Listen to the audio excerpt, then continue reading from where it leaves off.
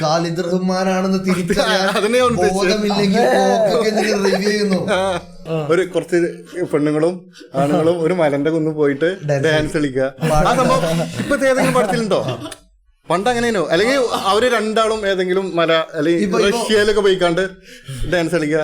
നിലാവിനാൽ ജ്വലിച്ചു വന്നതെന്തിനാണ് നീ, പ്രകാശമായി മറഞ്ഞതെന്തിനാണ് നീ, നിലാവിനാൽ ജ്വലിച്ചു വന്നതെന്തിനാണ് നീ, പ്രകാശമായി മറഞ്ഞതെന്തിനാണ്. കേരളം മൊത്തം അറിയില്ല. ഷാഫി പറമ്പിലടാ കൊലുങ്ങില വൻമരം ഇവരട വേരുകൾ പവറട വേരുകൾ പിടിക്കണതോ ജനങ്ങളുടെ ഹൃദയത്തിനുള്ളിലെ പലയറയ വിടട.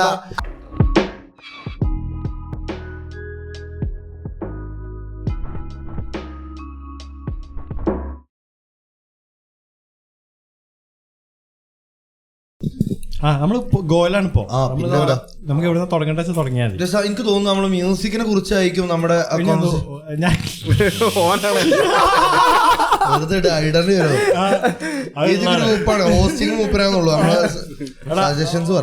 മലയക്കോട്ടെ വാലിബനെ പറ്റി എന്താ അച്ഛൻ്റെ അഭിപ്രായം? മലയക്കോട്ടെ വാലിബന് ഒരു ഗ്രേറ്റ് മൂവിയാണ്. പക്ഷെ നമ്മുടെ മലയാളത്തിൽ നല്ല ഇന്ത്യൻ ഫിലിമിൽ ഇറങ്ങിയ പല സിനിമകളും ആ സമയത്ത് വിലയിരുത്തപ്പെട്ടിട്ടില്ലെങ്കിലും പിന്നീട് അതിന്റെ ഒരു വാല്യൂ തിരിച്ചറിഞ്ഞ സമയമുണ്ടല്ലോ, അത്തരത്തിൽ നാളുകളിൽ തിരിച്ചറിയപ്പെടും എന്ന് ഞാൻ പ്രതീക്ഷിക്കുന്ന ഒരു സിനിമയാണ് വാലിബൻ. ഞാൻ സജീർ കണ്ടിട്ട് കുറെ ഡിസ്കസ് ചെയ്ത പടം, ഭയങ്കര നമ്മളും കുറെ പറഞ്ഞില്ലേ, അതേപോലെ നൗസ് കണ്ടിരുന്നില്ലേ, വാലിബൻ കണ്ടിരുന്നില്ലേ?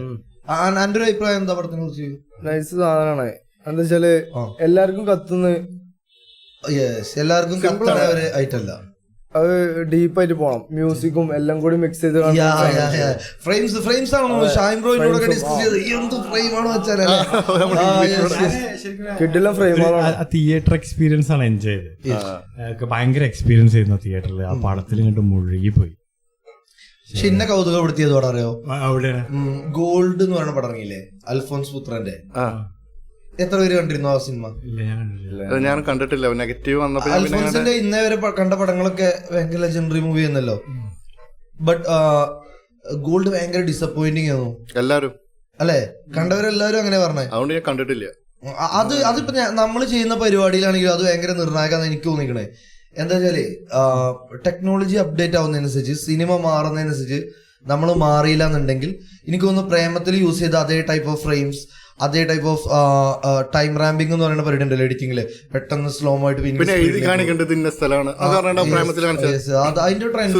സുരേഷിന്റെ വീടിന്റെ മച്ച് അതൊക്കെ പക്ഷെ അത് ഇപ്പൊ കാണുന്നുണ്ടല്ലോ, പ്രേമം കാണുമ്പോ എന്താ പുളി, എന്താ പരിപാടി. നീ ആരും കൂടെ എന്റെ വീട്ടിൽ നിന്നാണ്ട് നമ്മൾ രണ്ടാളും കൂടി പ്രേമം ഇപ്പൊ അടുത്ത് അബൌട്ട് ഫ്യൂ ഡേയ്സ് ആകോ ഞങ്ങൾ രണ്ടാളും കൂടി പ്രേമം കണ്ടു. അപ്പൊ ഞങ്ങൾ എന്ത് പൊളിയായിട്ടല്ലേ അൽഫോൻസ്. അതേ സാധനം തന്നെ പിന്നെയും റിപ്പീറ്റ് ചെയ്യുമ്പോൾ ചിലപ്പോൾ ആൾക്കാർക്ക് അതാണ് വേറെ കണ്ടന്റിൽ വരുമ്പോ ചിലപ്പോ നമുക്ക് അത് അക്സെപ്റ്റ് ചെയ്യാനുള്ള ബുദ്ധിമുട്ടായിരിക്കും. എല്ലാം കൂടിയുള്ള ഒരു സാധനമാണല്ലോ സിനിമ. അല്ലെ, സിനിമ പറയുമ്പോ എല്ലാം കൂടി ഒത്തുതരണം, ആ മ്യൂസിക്കും. റിവ്യൂ കണ്ടിട്ട് സിനിമ കാണാൻ പറഞ്ഞു കഴിഞ്ഞാല് എനിക്ക് തോന്നണേ അതൊരു അല്ലല്ല, ഒരിക്കലും ഞാൻ അക്സെപ്റ്റ് ചെയ്യില്ല. അതായത് ഓരോ വ്യൂ അല്ല നമ്മളത്, നമ്മൾ പോയി കഴിഞ്ഞിട്ട് അതിനെ നമ്മൾ ജഡ്ജ് ചെയ്യണം. ജഡ്ജിങ് അല്ല, നമുക്ക് ഇഷ്ടപ്പെട്ടോ ഇല്ല എന്നുള്ള കാര്യം അത് നമ്മളെ തീരുമാനിക്കണം. ബാക്കിയുള്ള മൈൻഡ് നമ്മളെ മൈൻഡിൽ നോക്കുള്ളൂ. ഫ്ലോപ്പ് ആണെങ്കിൽ ചിലപ്പോ ഒന്ന് കണ്ടുനോക്കും. അങ്ങനെ ഇഷ്ടപ്പെട്ട കുറെ പടമുണ്ട് ഫ്ലോപ്പ് ആണെങ്കിൽ. രംഗ്ദേവ് വസന്തിയൊക്കെ എനിക്ക് അങ്ങനെ ഫ്ലോപ്പ് ആയിട്ട് ഫ്ലോപ്പാണ്. തിയേറ്ററിൽ ഫ്ലോപ്പ് ആണ് പടം. പക്ഷെ അത് പിന്നെ കണ്ടപ്പോഴാണ് മനസ്സിലായത് ഇങ്ങനത്തെ ഒരു പടം ഇറങ്ങിയിട്ടില്ല ഇന്ത്യയില്. പക്ഷെ എനിക്ക് തോന്നുന്നു എന്താ അറിയോ, ഏത് വ്ളോഗർ ആണെങ്കിലും ഏത് ഫിലിം റിവ്യൂർ ആണെങ്കിലും അവസാനം ഒരു വാക്ക് പറയാൻ അവർ മടിക്കേണ്ട ആവശ്യമില്ല.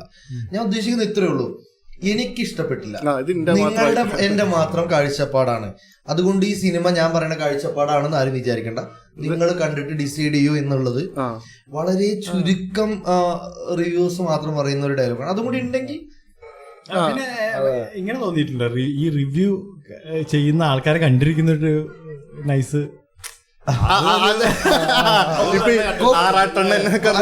കോക്കാളതിന്റെ ഏറ്റവും വലിയ ഉദാഹരണം. കോക്ക അതിന്റെ കഥാപാത്രത്തിന്റെ അപ്പിയറൻസിൽ വരും, എന്നിട്ട് കോക്കിന്റേതായ കുറച്ച് പ്രയോഗങ്ങൾ പക്ഷെ മൂപ്പരന്മാര് ഹെവിയാണ്. അല്ല ഇന്നാലും ഇപ്പൊ എനിക്ക് തോന്നുന്നില്ല. ചിലത് കണ്ടെന്താ അറിയോ, ഇവർക്കൊന്നും ചിലതൊന്നും ഇത് ആരൊക്കെയാണ് എന്താണെന്ന് പോലും അറിയില്ല. ഇതിന്റെ ഡയറക്ടർ ആരാണ്, വെറുതെ ഒരു പടം കണ്ട് റിവ്യൂ അറിയാം. എന്നാ അതിന് പിന്നിൽ പ്രവർത്തിച്ചിട്ടുണ്ട്. തുറന്നു പറയാലോ, മഞ്ഞുമ്മൽ ബോയ്സ് പറയുന്ന പടത്തിലെ ഡ്രൈവർ എന്ന് പറയുന്ന വ്യക്തി ഖാലിദ് റഹ്മാനാണെന്ന് തിരിച്ചറിയാൻ ബോധമില്ലെങ്കിൽ റിവ്യൂ ചെയ്യുന്നു. ഇതൊക്കെ ചെയ്ത എന്തൊക്കെ പടങ്ങള്. അതിന്റെ ഡയറക്ടറാണ് അതിൽ അഭിനയിച്ചത്. അത് തല്ലുമാല. അപ്പൊ റിവ്യൂ പറയുമ്പോ അത് എനിക്ക് കണ്ടാലും മനസ്സിലാവില്ല കേട്ടോ, എനിക്ക് അയാളെ അറിയില്ല. അതാണ് ആള്. അതല്ല നിങ്ങൾ പണി അതല്ലല്ലോ, ഇത് റിവ്യൂ ചെയ്യേണ്ട ഒരാൾക്കറിയണ്ടേ ഡയറക്ടർ ആരാണ്. അല്ല ഇവന്റെ മുന്നിൽ ക്രിസ്റ്റഫർ നോളനെ കൊണ്ടുവച്ചവൻ അറിയും, ജെയിംസ് കാമറൂണിനെ കൊണ്ടുവച്ചവൻ അറിയും. ക്രിസ്റ്റഫർ നോളൻ അതിന് അറിയാൻ മാത്രമുള്ള ആളില്ലേ. ഞാനൊരു സാധനം പറഞ്ഞിട്ടെ, മുറ്റത്തെ മുല്ലക്ക് മണമില്ല. അല്ല മുറ്റത്തെ മുല്ലക്കും മണുണ്ട്, പുറത്തുള്ള മുല്ലക്കും നല്ല മണുണ്ട് എന്നുള്ളതാണ്. മണക്കാൻ നോക്കുന്നുണ്ടോ? പൂത്ത് നിക്കണ നിങ്ങൾ പോയി മണക്കലുണ്ട് അപ്പൊ ഈ പ്രായത്തില്? ഇല്ലെന്നാണ് അവൻ പറഞ്ഞു അല്ലേ? ഞാൻ മണക്കലുണ്ട്, എനിക്കെല്ലാം ആസ്വദിക്കണം. ആസ്വദിക്കണം അല്ലെ? ആസ്വദിക്കൂ, ജീവിതം ആസ്വദിക്കാനുള്ളല്ലേ. അതെ. പക്ഷെ ഇപ്പൊ നോളൻ എടുക്കുകയാണെങ്കിൽ നോളന്റെ ഇൻഡസ്ട്രിയൽ രണ്ടാമത് റിലീസ് ചെയ്യുന്നുണ്ട് എന്ന് പറഞ്ഞു. 10 വർഷത്തെ അവരുടെ സെലിബ്രേഷൻ തിയേറ്റർ, അത് ശരിക്കും തിയേറ്ററിൽ നിന്ന് കാണാത്തത് ശരിക്കും മിസ്സാണ്. നമുക്ക് കഴിയുകയാണെങ്കിൽ നമുക്ക് 4 പേർക്കും കൂടി റീ റിലീസ് മലപ്പുറത്ത് വരികയാണെങ്കിൽ നമുക്ക് ഷുവർ ആയിട്ട് വന്ന്. അന്നൊന്നും ആരും പറഞ്ഞില്ല, അറിഞ്ഞില്ല. ഇതൊക്കെ പിന്നെയാണ് അറിയണ്ട അങ്ങനെ ഒരു പടം. അത്ര കണ്ട് ഇതായിട്ടില്ല. അന്ന് നമ്മ സോഷ്യൽ മീഡിയ ഒക്കെ ഭയങ്കര ഇതല്ലേ, നമ്മൾ അതിന്നൊക്കെ അല്ലേ അറിയാം. ഇവിടെ നാട്ടിൽ വന്നു പോയതൊന്നും ഞാൻ തന്നെ ഇപ്പൊ അടുത്താണ് അതിന്റെ മ്യൂസിക് അതിന്റെ പിന്നിലെ കഥയൊക്കെ ഉണ്ടല്ലോ. ഏതൊരു ലെജൻഡറി മ്യൂസിക് ഡയറക്ടറെ കോണ്ടാക്ട് ചെയ്തിട്ട് നിങ്ങളെന്നത് ചെയ്യണം എന്നൊക്കെയുള്ള രീതിയിലൊക്കെ. പിന്നെ ഞാനത് ഒരുപാട് കേട്ടപ്പോഴാണോ എന്താണ് ഇതില് ഇയാൾ ഉണ്ടാക്കി വെച്ചെന്നുള്ളത്. എന്ത് സിമ്പിൾ ആയിട്ടുള്ള ഇങ്ങക്കെല്ലാം അറിയാം. 3 നോട്ട് വെച്ചിട്ട് സിംപ്ലി പവർഫുൾ. എന്ത് സിമ്പിൾ ആയിട്ടുള്ള രീതിക്കാണ് അയാള്. അതാണ് എങ്ങനെ പ്ലേസ് ചെയ്യേണ്ടതെന്നാണ് അവരൊക്കെ. അത്ര എക്സ്പീരിയൻസ് ഉള്ള ആൾക്കാരല്ലേ. അതെ അതെ, അതാണ് എക്സ്പീരിയൻസ് ആണ്. Experience is the best teacher എന്നല്ലേ. അതെ, അതിൽ ഡൗട്ടില്ല. പക്ഷെ എന്താണ് ഇപ്പൊ ക്ലാസിക് ആയിട്ടുള്ള മൂവീസിൽ ഏതൊക്കെ ഇപ്പൊ സജസ്റ്റ് ചെയ്യുകയാണെങ്കിൽ ക്ലാസിക്സ് എന്ന് പറയില്ലേ, കാലഘട്ടങ്ങൾ നിലനിൽക്കുന്ന ഇപ്പൊ തൂവാനത്തുമ്പികള്, മറ്റേ നമ്മളുടെ മറ്റേ ഇതൊക്കെ എടുത്താല് മറ്റേ ഒരു വടക്കൻ വീരകാലം, അതൊക്കെ എപ്പോഴും നമുക്ക് അന്നുണ്ടാക്കിയതാണെങ്കിൽ എപ്പോഴും നമ്മൾ ആസ്വദിച്ച് കണ്ടു. ഞാൻ വടക്കൻ വീരകഥ കുറെ കാലം മിസ്സായ പടമായിരുന്നു. അതായത് ടി വിയിലൊക്കെ വരുമ്പോൾ ഇങ്ങനെ ഇടയ്ക്കിടയ്ക്ക് കണ്ടുപോകും. പക്ഷെ അത് ഒറ്റ സ്ട്രെച്ചിലൊന്നും കണ്ടിട്ടില്ല. നമ്മൾ ഈ കോവിഡ് ടൈമിലാണ് കുറെ ടൈം കിട്ടിയപ്പോഴാണ് അത് കണ്ടത്. ഏജാതി മേക്കിംഗ് അറിയാം. ഫൈറ്റൊക്കെ മറ്റേ കളരി ഇതൊക്കെ ഭയങ്കര ഫാസ്റ്റ് ആയിട്ട്. അന്ന് മറ്റേ ഗ്രാഫിക്സ് മറ്റൊന്നുമില്ല, ഒക്കെ ഒറിജിനൽ ചെയ്യണം. അത് പക്കായിട്ട് ചെയ്തിട്ടുണ്ട്. അത്രയും ക്രൗഡിനെ വെച്ചിട്ട് അത്രയും വലിയ സെറ്റില് ശരിക്കും കേരളത്തിന്റെ ഹിസ്റ്ററി കാണിക്കുന്ന ഒരു സാധനമായിട്ട് തോന്നിയിട്ടില്ലേ വടക്കൻ വീരഗാഥ? മീൻസ് നമ്മുടെ കണ്ണൂര് ചേകോന്മാര് ആ ഒരു പരിപാടിയല്ലേ വടക്കൻ വീരഗാഥയിൽ അല്ലെ? നമ്മുടെ ഈ ആരോമൽ ചേകവറും ഉണ്ണിയാർച്ചൊക്കെ കണ്ണൂര് വടക്കൻ തുളുനാടൻ അല്ലെ? നമ്മൾ ഒരു കണക്കിന് പറയുകയാണെങ്കിൽ നമ്മുടെ മലബാറിന്റെ ഒരു പരിപാടി എന്നും പറയാം. മാമാങ്കം ഈവൺ കുറ്റിപ്പുറല്ലേ? കുറ്റിപ്പുറം തന്നെ അതിന്റെ തിരുനാവായ. മാമാങ്കത്തിന്റെ സെറ്റ് എവിടെ ഇട്ടത്? പാലക്കാടോ? മാമാങ്കം മൂവി എന്താ പറയാ അവിടെ എവിടെ എനിക്കറിയില്ല എവിടെ സെറ്റ് ഇട്ടായിരുന്നു. ഇവിടെ അടുത്ത് എവിടെയോ ആണ്, നമ്മുടെ മലപ്പുറം ജില്ലേന്റെ ഏതോ ഭാഗത്ത് തന്നെയാണ്, അല്ലെങ്കിൽ അതിനോട് അതിർത്തിയുള്ള ഏതൊരു ജില്ലയിലാണ്. കാരണം ഇവിടെ നിന്നൊക്കെ ഒരുപാട് പേര് എനിക്ക് പേഴ്സണലായിട്ട് അറിയാവുന്നവരൊക്കെ അവിടെ പോയി വർക്ക് ചെയ്തിട്ടുണ്ട്. ആ പടത്തില് ഒരുപാട് ജൂനിയർ ആർട്ടിസ്റ്റ് വേണ്ടി വരുന്ന ഒരു സിനിമയാണുള്ളത്. നമുക്ക് നമ്മളെ മലപ്പുറത്തുനിന്നും മഞ്ചേരിയിൽ നിന്നൊക്കെ ഒരുപാട് ആൾക്കാര് അതിന് ജൂനിയർ ആർട്ടിസ്റ്റ് ഇതൊക്കെ ആയിട്ട് പോകും. വടക്കൻ വീരകഥ അല്ലല്ല മാമാങ്കം. പക്ഷെ അത്ര അങ്ങോട്ട് ഏറ്റില്ലല്ലോ. അത് വേറെയും കുറെ പ്രശ്നം ഉണ്ടായി. സംവിധായകനും സ്ക്രിപ്റ്റ് റൈറ്ററും ഒക്കെ ഒരാളായിരുന്നു. എന്നിട്ട് ഒരു 30-40% ഷൂട്ട് കഴിഞ്ഞപ്പോ വേറെന്തോ ഇഷ്യൂ വന്നിട്ട് ഇയാളെ മാറ്റി. എന്നിട്ട് വേറെ ഡയറക്ടർ പുറത്തുനിന്ന് വന്നിട്ട് ഡയറക്ട് ചെയ്തു. മറ്റേ ഷിക്കാറിന്റെ ഒക്കെ ഡയറക്ടർ. ഈ വേറെന്ത് ഇഷ്യൂ എന്ന് പറയുന്നത് ഈ സൂപ്പർ സ്റ്റാറുകളുടെ കാഴ്ചപ്പാടാണോ? ഇപ്പൊ ഞാൻ കേട്ടിട്ടുണ്ട് മലയാള സിനിമയിൽ. അല്ല, അത് എനിക്ക് കറക്റ്റ് ഇഷ്യൂ അറിയില്ല. എന്തോ ഇയാളായിട്ടുള്ളൊരു ഇഷ്യൂ. ഇയാളെ സൈഡ് പറയുന്നുണ്ട്, അവരവരുടെ സൈഡ് പറയുന്നുണ്ട്. പക്ഷെ ഒന്നും നമുക്കൊരു ഇതിലെത്താൻ കഴിയില്ല എന്താണോ. പക്ഷെ അത് മാറി ഡയറക്ടർമാരി ആകണ്ട് വേറെ രീതിയിലായി ആ പടം. പിന്നെ രണ്ടാൾക്കാര് പൗതി ചെയ്ത അങ്ങനെ ഉണ്ടാവും. അതാണ്ട് ഒരു സുഖം കിട്ടിയില്ല പടം. ഒരു സിനിമ 2 ഡയറക്ടേഴ്സ്. അത് പൗതി വേറെ ആളെ ചെയ്തു, പിന്നെ എന്താ പ്രശ്നം വന്നു കണ്ട് അയാൾ മാറി വേറെ ആള് വന്ന്. ശരിക്കും ഇവരൊക്കെ ഈ സൈക്കോളജിസ്റ്റുകളൊക്കെ യൂസ് ചെയ്യുന്നുണ്ടാവും അല്ലെ? ഇപ്പൊ എങ്ങനെ വെച്ചാൽ ഇപ്പൊ ഒരു മൂവിയില് ഇപ്പൊ ഒരു കുട്ടിയാണല്ലോ, മറ്റേ മാമാങ്കത്തില് 14 വയസ്സായ ഒരു കുട്ടിയല്ലേ, 14-12 വയസ്സായ കുട്ടി അവസാനം ഇറങ്ങുന്ന ആ ഭീകര കഥയാണ് ശരിക്കും ഉണ്ടായതല്ലേ? അങ്ങനെ ഒരു തട്ട് വരെ എത്തിയിട്ടുണ്ട് നമ്മളെ ഇതില്. വെട്ടേണ്ടതായിരുന്നു. അപ്പൊ ഈ കുട്ടി, പക്ഷെ ഈ ഒരു കുട്ടി പോകുമ്പോ നമ്മള് ആ കുട്ടി ഫസ്റ്റ് ആയിട്ട് ഒരു കോമ്പാറ്റിലൊക്കെ ഏർപ്പെടുമ്പോ അതേ ഇതിലാവും. കുട്ടി കുറച്ചും കൂടി പേടിച്ചിട്ടാവൂലേ? ഈ കുട്ടി ഫുൾ അഗ്രസീവ് ആയിട്ടാണ്. ബട്ട് എന്താണ് എന്റെ അറിവില് ഇപ്പോ നമുക്കിവിടെ ഏറ്റവും റിലേറ്റ് ചെയ്യാവുന്ന ഏറ്റവും അടുത്ത സ്പേസ് ആണ് നമ്മൾ മലപ്പുറത്താണുള്ളത്. നമുക്ക് മങ്കടക്കോവിലൊക്കെ കാണാം. ഇപ്പൊ ഇവര് പോകുന്നതിന് മുമ്പ് മങ്കടക്കോവിലകത്ത് പോയിട്ട് അനുഗ്രഹം വാങ്ങിയിട്ടാണ് പോവുക എന്നൊക്കെ പറയുന്നത്.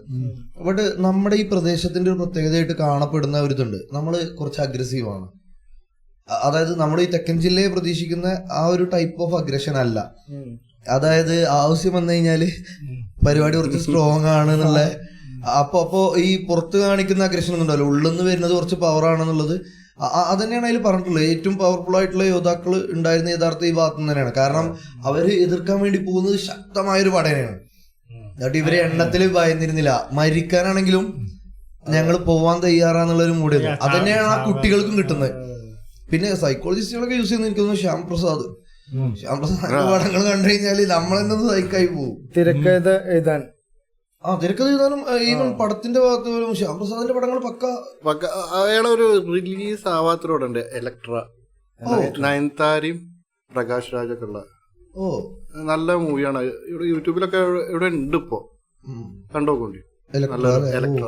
പക്ഷെ അത് എന്താ റിലീസ് ഒന്നും ആവാതെ കുറെ കടന്ന് എന്തൊക്കെ ഒരു ഇഷ്യൂ. പക്ഷെ അയാള് നൈസാ, ശ്യാമപ്രസാദ്. യൂട്യൂബിലുണ്ട്.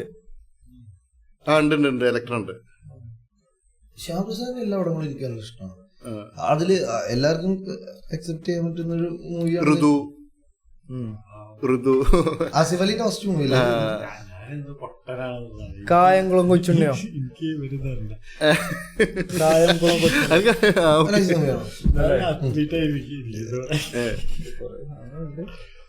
കായംകുളം കൊച്ചുണ്ണിയോ? ഹിസ്റ്റോറിക്കൽ മൂവിയില് പഴശ്ശിരാജക്കൊക്കെ വേണ്ടി ഉറക്കളച്ച് കാത്തുനിന്നിട്ടുണ്ട്. പക്ഷെ അത് എന്താണ് എനിക്ക് തോന്നിയിട്ടുള്ളൊരു കാര്യമാണ്. ഇപ്പൊ അതിന്റെ ക്ലൈമാക്സ് ഒക്കെ അവൾ കൊളാക്കി കളഞ്ഞിട്ടുള്ള കാര്യം. എനിക്ക് ഇഷ്ടപ്പെട്ടു. മലായും എന്നൊക്കെ പറഞ്ഞിട്ട് എല്ലാരും പട്ടാളക്കാരൊക്കെ കൂടി കുറെ ആൾക്കാരെ കൊന്നിട്ട് അതൊന്നും എനിക്ക് ഇഷ്ടപ്പെട്ടിട്ടില്ല. എനിക്ക് ഇഷ്ടപ്പെട്ടിട്ടാ തന്നെ. പക്ഷെ ഞാൻ ഫസ്റ്റ് കണ്ട, എന്റെ ലൈഫിൽ ഫസ്റ്റ് കണ്ട പടം, തിയേറ്ററിൽ പോയി കണ്ട പടം പഴശ്ശിരാജ, AUP സ്കൂളിൽ ഇവിടെ മലപ്പുറം. അത് വൻ ഫീൽ. എനിക്ക് തോന്നുന്നുണ്ട് അന്നത്തെ നിലനിന്നിരുന്ന ടെക്നിക്കൽ വൈസ് അത്ര ടെക്നോളജി ഒന്നും ആ പടത്തിന് വേണ്ടി ഉപയോഗിച്ചിട്ടില്ല എന്നൊരു തോന്നൽ എനിക്ക് അന്ന് തൊട്ടേ ഉണ്ടായിരുന്നു. ഹെവി ആയിട്ട് ചെയ്യായിരുന്നു. അതിനുള്ള ടെക്നീഷ്യന്മാര് മലയാളത്തിൽ തന്നെ അന്നും ഉണ്ട്. പിന്നെന്താ ഉണ്ട്. എമ്മാരി ബഡ്ജറ്റ്, എമ്മാരി പണിയെടുത്തിട്ടുള്ള ഇതായിരുന്നു. അതിനൊരു വെബ്സൈറ്റ് ഒക്കെ ഉണ്ടായിരുന്നു. പഴയ ഡയറക്ടർമാരാണെങ്കിലേ അവര് പുതിയത് ചെയ്യുമ്പോ എന്താണ് ചെയ്യേണ്ടത്, അപ്പത്തെ പുതിയ പിള്ളേരൊക്കെ ടീമിൽ ചേർക്കുക. അപ്പൊ കുറച്ചും കൂടി അപ്ഡേറ്റ് ആവും. ഇപ്പൊ ഈ ജോഷിയൊക്കെ അങ്ങനെയാണ്. അത് ജോഷി എന്ന ഡയറക്ടർ പഴയ ഡയറക്ടറാണ്. പക്ഷെ മൂപ്പര് ഇപ്പോഴും നല്ല ഫ്രഷ് ആക്ഷൻ മൂവീസ് ഒക്കെ ഇപ്പോഴും എടുക്കുന്നുണ്ട്. അപ്പൊ മൂപ്പര് ആൾക്കാരെ ഒപ്പം പണിയെടുക്കണ്ടോ ജനറേഷനെ ഒപ്പം കൂട്ടി പിടിക്കുക. നമ്മളെ ആക്ഷൻ മൂവീസ് ഒക്കെ ശരിക്കും നമുക്ക് ഒരു എന്താണ് ഫൈറ്റിംഗ് സ്റ്റൈൽ തന്നിട്ടില്ലല്ലോ. ഇപ്പോ കേരളത്തില് ഒന്ന് ആലോചിച്ച് നോക്കിയാൽ നമ്മളെ എന്താണ് ആക്ഷൻ, പഴയ ആക്ഷനൊക്കെ, ജയറാമിന്റെ ആക്ഷനൊക്കെ എന്തൊരു സ്റ്റണ്ടായിരുന്നു. എടുത്തിട്ട് അടിക്കുന്നു. അത് നമുക്ക് പ്രാക്ടിക്കലി ചെയ്യാൻ പറ്റുന്ന ഒരു കാര്യമാണല്ലോ ഇവര് പഠിപ്പിക്കുന്നത്. നമുക്കൊരു മാർഷൽ ആർട്സിന്റെ സ്റ്റൈല് തരാൻ പറ്റില്ല. RDX ഇല്ലേ, RDX ഫൈറ്റിനെ കുറിച്ച് എന്താ നിങ്ങളുടെ അഭിപ്രായം? നിങ്ങൾ പറയും. നല്ലൊരു ചോദ്യം. കണ്ടിട്ടില്ലേ? എനിക്ക് തോന്നി പെർഫെക്റ്റ് ആണോ? ആണ് അതൊക്കെ എക്സ്ട്രീം ഇതിലല്ല പറയുന്നത്. ഇപ്പൊ ഞാൻ പറയുന്നത് വെച്ചാൽ സാധാരണക്കാരന്റെ ഒരു ഫൈറ്റിംഗ് സ്റ്റൈലില്ല. ഓക്കെ നാടൻ നാടന്നല്ലേ. പക്ഷെ ആറാം തമ്പുരാനിൽ പക്ഷെ കളരിയൊക്കെ ലൈക്ക് കളരിയൊക്കെ യൂസ് ചെയ്യുമ്പോ കുറച്ച് നമുക്ക് എനിക്ക് തോന്നുന്നു കുറച്ചുകൂടി മുമ്പത്തെ പടങ്ങളിലെ ഇതിന് കുറച്ച് മുമ്പിടുന്ന പടങ്ങള് അതില് നല്ല ആക്ഷൻ ആയിട്ട് മൂക്കുമ്പോ മാത്രമേ ആൾക്കാർ പറക്കുള്ളൂ. അതിനു മുമ്പ് ഇത് കറക്റ്റ് കരാട്ടേന്റെയും കുംഫുവിന്റെ ഒക്കെ ബ്ലോക്കിംഗ് ആയിരുന്നു പഴയ സിനിമകളിൽ വന്നിരുന്നു. ബട്ട് ഇവരുടെ ഒന്നും കൂടി നമുക്ക് റിലേറ്റ് ചെയ്യാൻ പറ്റും. നിലത്ത് കിടന്ന് ഉരുളുക, എന്നിട്ട് രണ്ടിടി മേത്ത് കയറി ഇടിക്കുക, അതില് കാലോണ്ട് ഇങ്ങനെ തട്ടുക, ബാക്കിലേക്ക് മറിഞ്ഞു വീഴുക, എഗെയിൻ വന്നിട്ട് ഇടിക്കുക. വളരെ റയറായിട്ട് ഈ പറക്കലും അതിന് ഇടക്ക് വരും ചിലപ്പോ മേലൊക്കെ പോകും. അങ്ങനത്തെ പരിപാടികളുണ്ട്. ഇതുണ്ടായിരുന്നല്ലോ എന്താ പ്രൈം മിനിസ്റ്ററൊക്കെ മേലത്തെ തട്ടിക്ക് തിരിഞ്ഞ് കേറും, ഒരു സൗണ്ട് ഉണ്ടാവും. അതുവരെ പക്ഷെ നല്ല കുഴപ്പമായിട്ട് കേൾക്കും.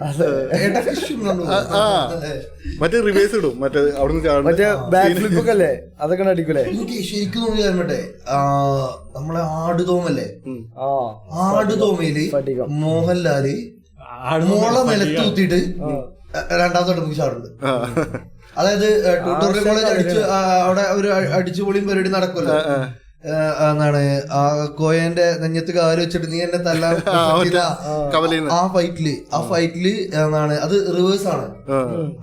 അതായത് മേലെന്ന് താഴത്തേക്ക് ചാടുകയാണ്, അല്ലാതെ പോസിബിൾ അല്ല. മുള കുത്തിയിട്ട് മേലേക്ക് ചാടുകയാണ്.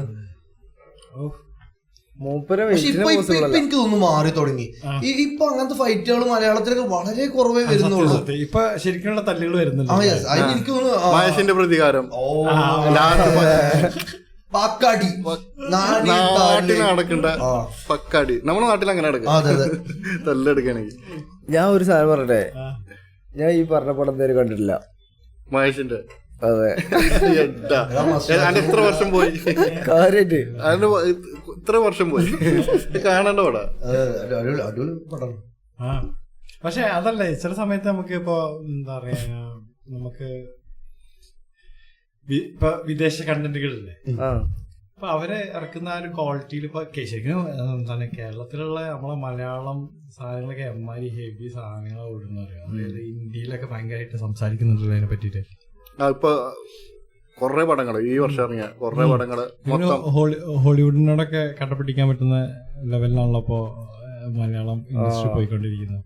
അതെ, അത് ഒന്നാമത് മൊത്തം ഇപ്പൊ യൂത്ത് കൊറേ ചെക്കന്മാര് പരിപാടി അറിയേണ്ട ചെക്കന്മാര്, വീട്ടിലിരിക്കുന്ന മൊബൈലിലൊക്കെ പഠിച്ച ചെക്കന്മാര്, വീഡിയോയും ഷോർട്സും ഒക്കെ എടുത്ത ഓല് എല്ലാരും മനസ്സിൽ സിനിമയാണേ. ആ ടീമാണ് മൊത്തം ആണ് വന്നതാണിപ്പോ. അപ്പോ ചെയ്യേണ്ടതിന് ആ ക്വാളിറ്റി ഉണ്ടാവും. ഒരു ഇവിടുത്തെ സിനിമ നല്ല റെഫറൻസ് ഒക്കെ ഉണ്ട് മൊത്തം പുറത്ത്. അപ്പോ ആ ക്വാളിറ്റി ഉണ്ടാവും. നമ്മള് സ്കൂളിലൊക്കെ പഠിക്കുന്ന സമയത്തുള്ള കണ്ടന്റും ഇപ്പൊ വരുന്ന ഇതും തമ്മില് ശരിക്കും മലയാളം മൂവി തന്നെ ഭയങ്കര മാറ്റം. റിയലിസ്റ്റിക് നാച്ചുറലിസ്റ്റിക് എന്ന് പറഞ്ഞ പരിപാടിക്ക് മാറി. അന്ന് നമ്മൾ പഠിക്കുമ്പോ ഇങ്ങനത്തെ പടങ്ങൾ കഴിഞ്ഞാൽ പിന്നെ റിയലിസ്റ്റിക് മൂവീസ് ആണ്. അതും കഴിഞ്ഞ് ഇപ്പൊ നാച്ചുറലിസ്റ്റിക് മൂവീസിലേക്ക് എത്തി. എനിക്ക് തോന്നുന്നതാണ് നാച്ചുറലാണ്.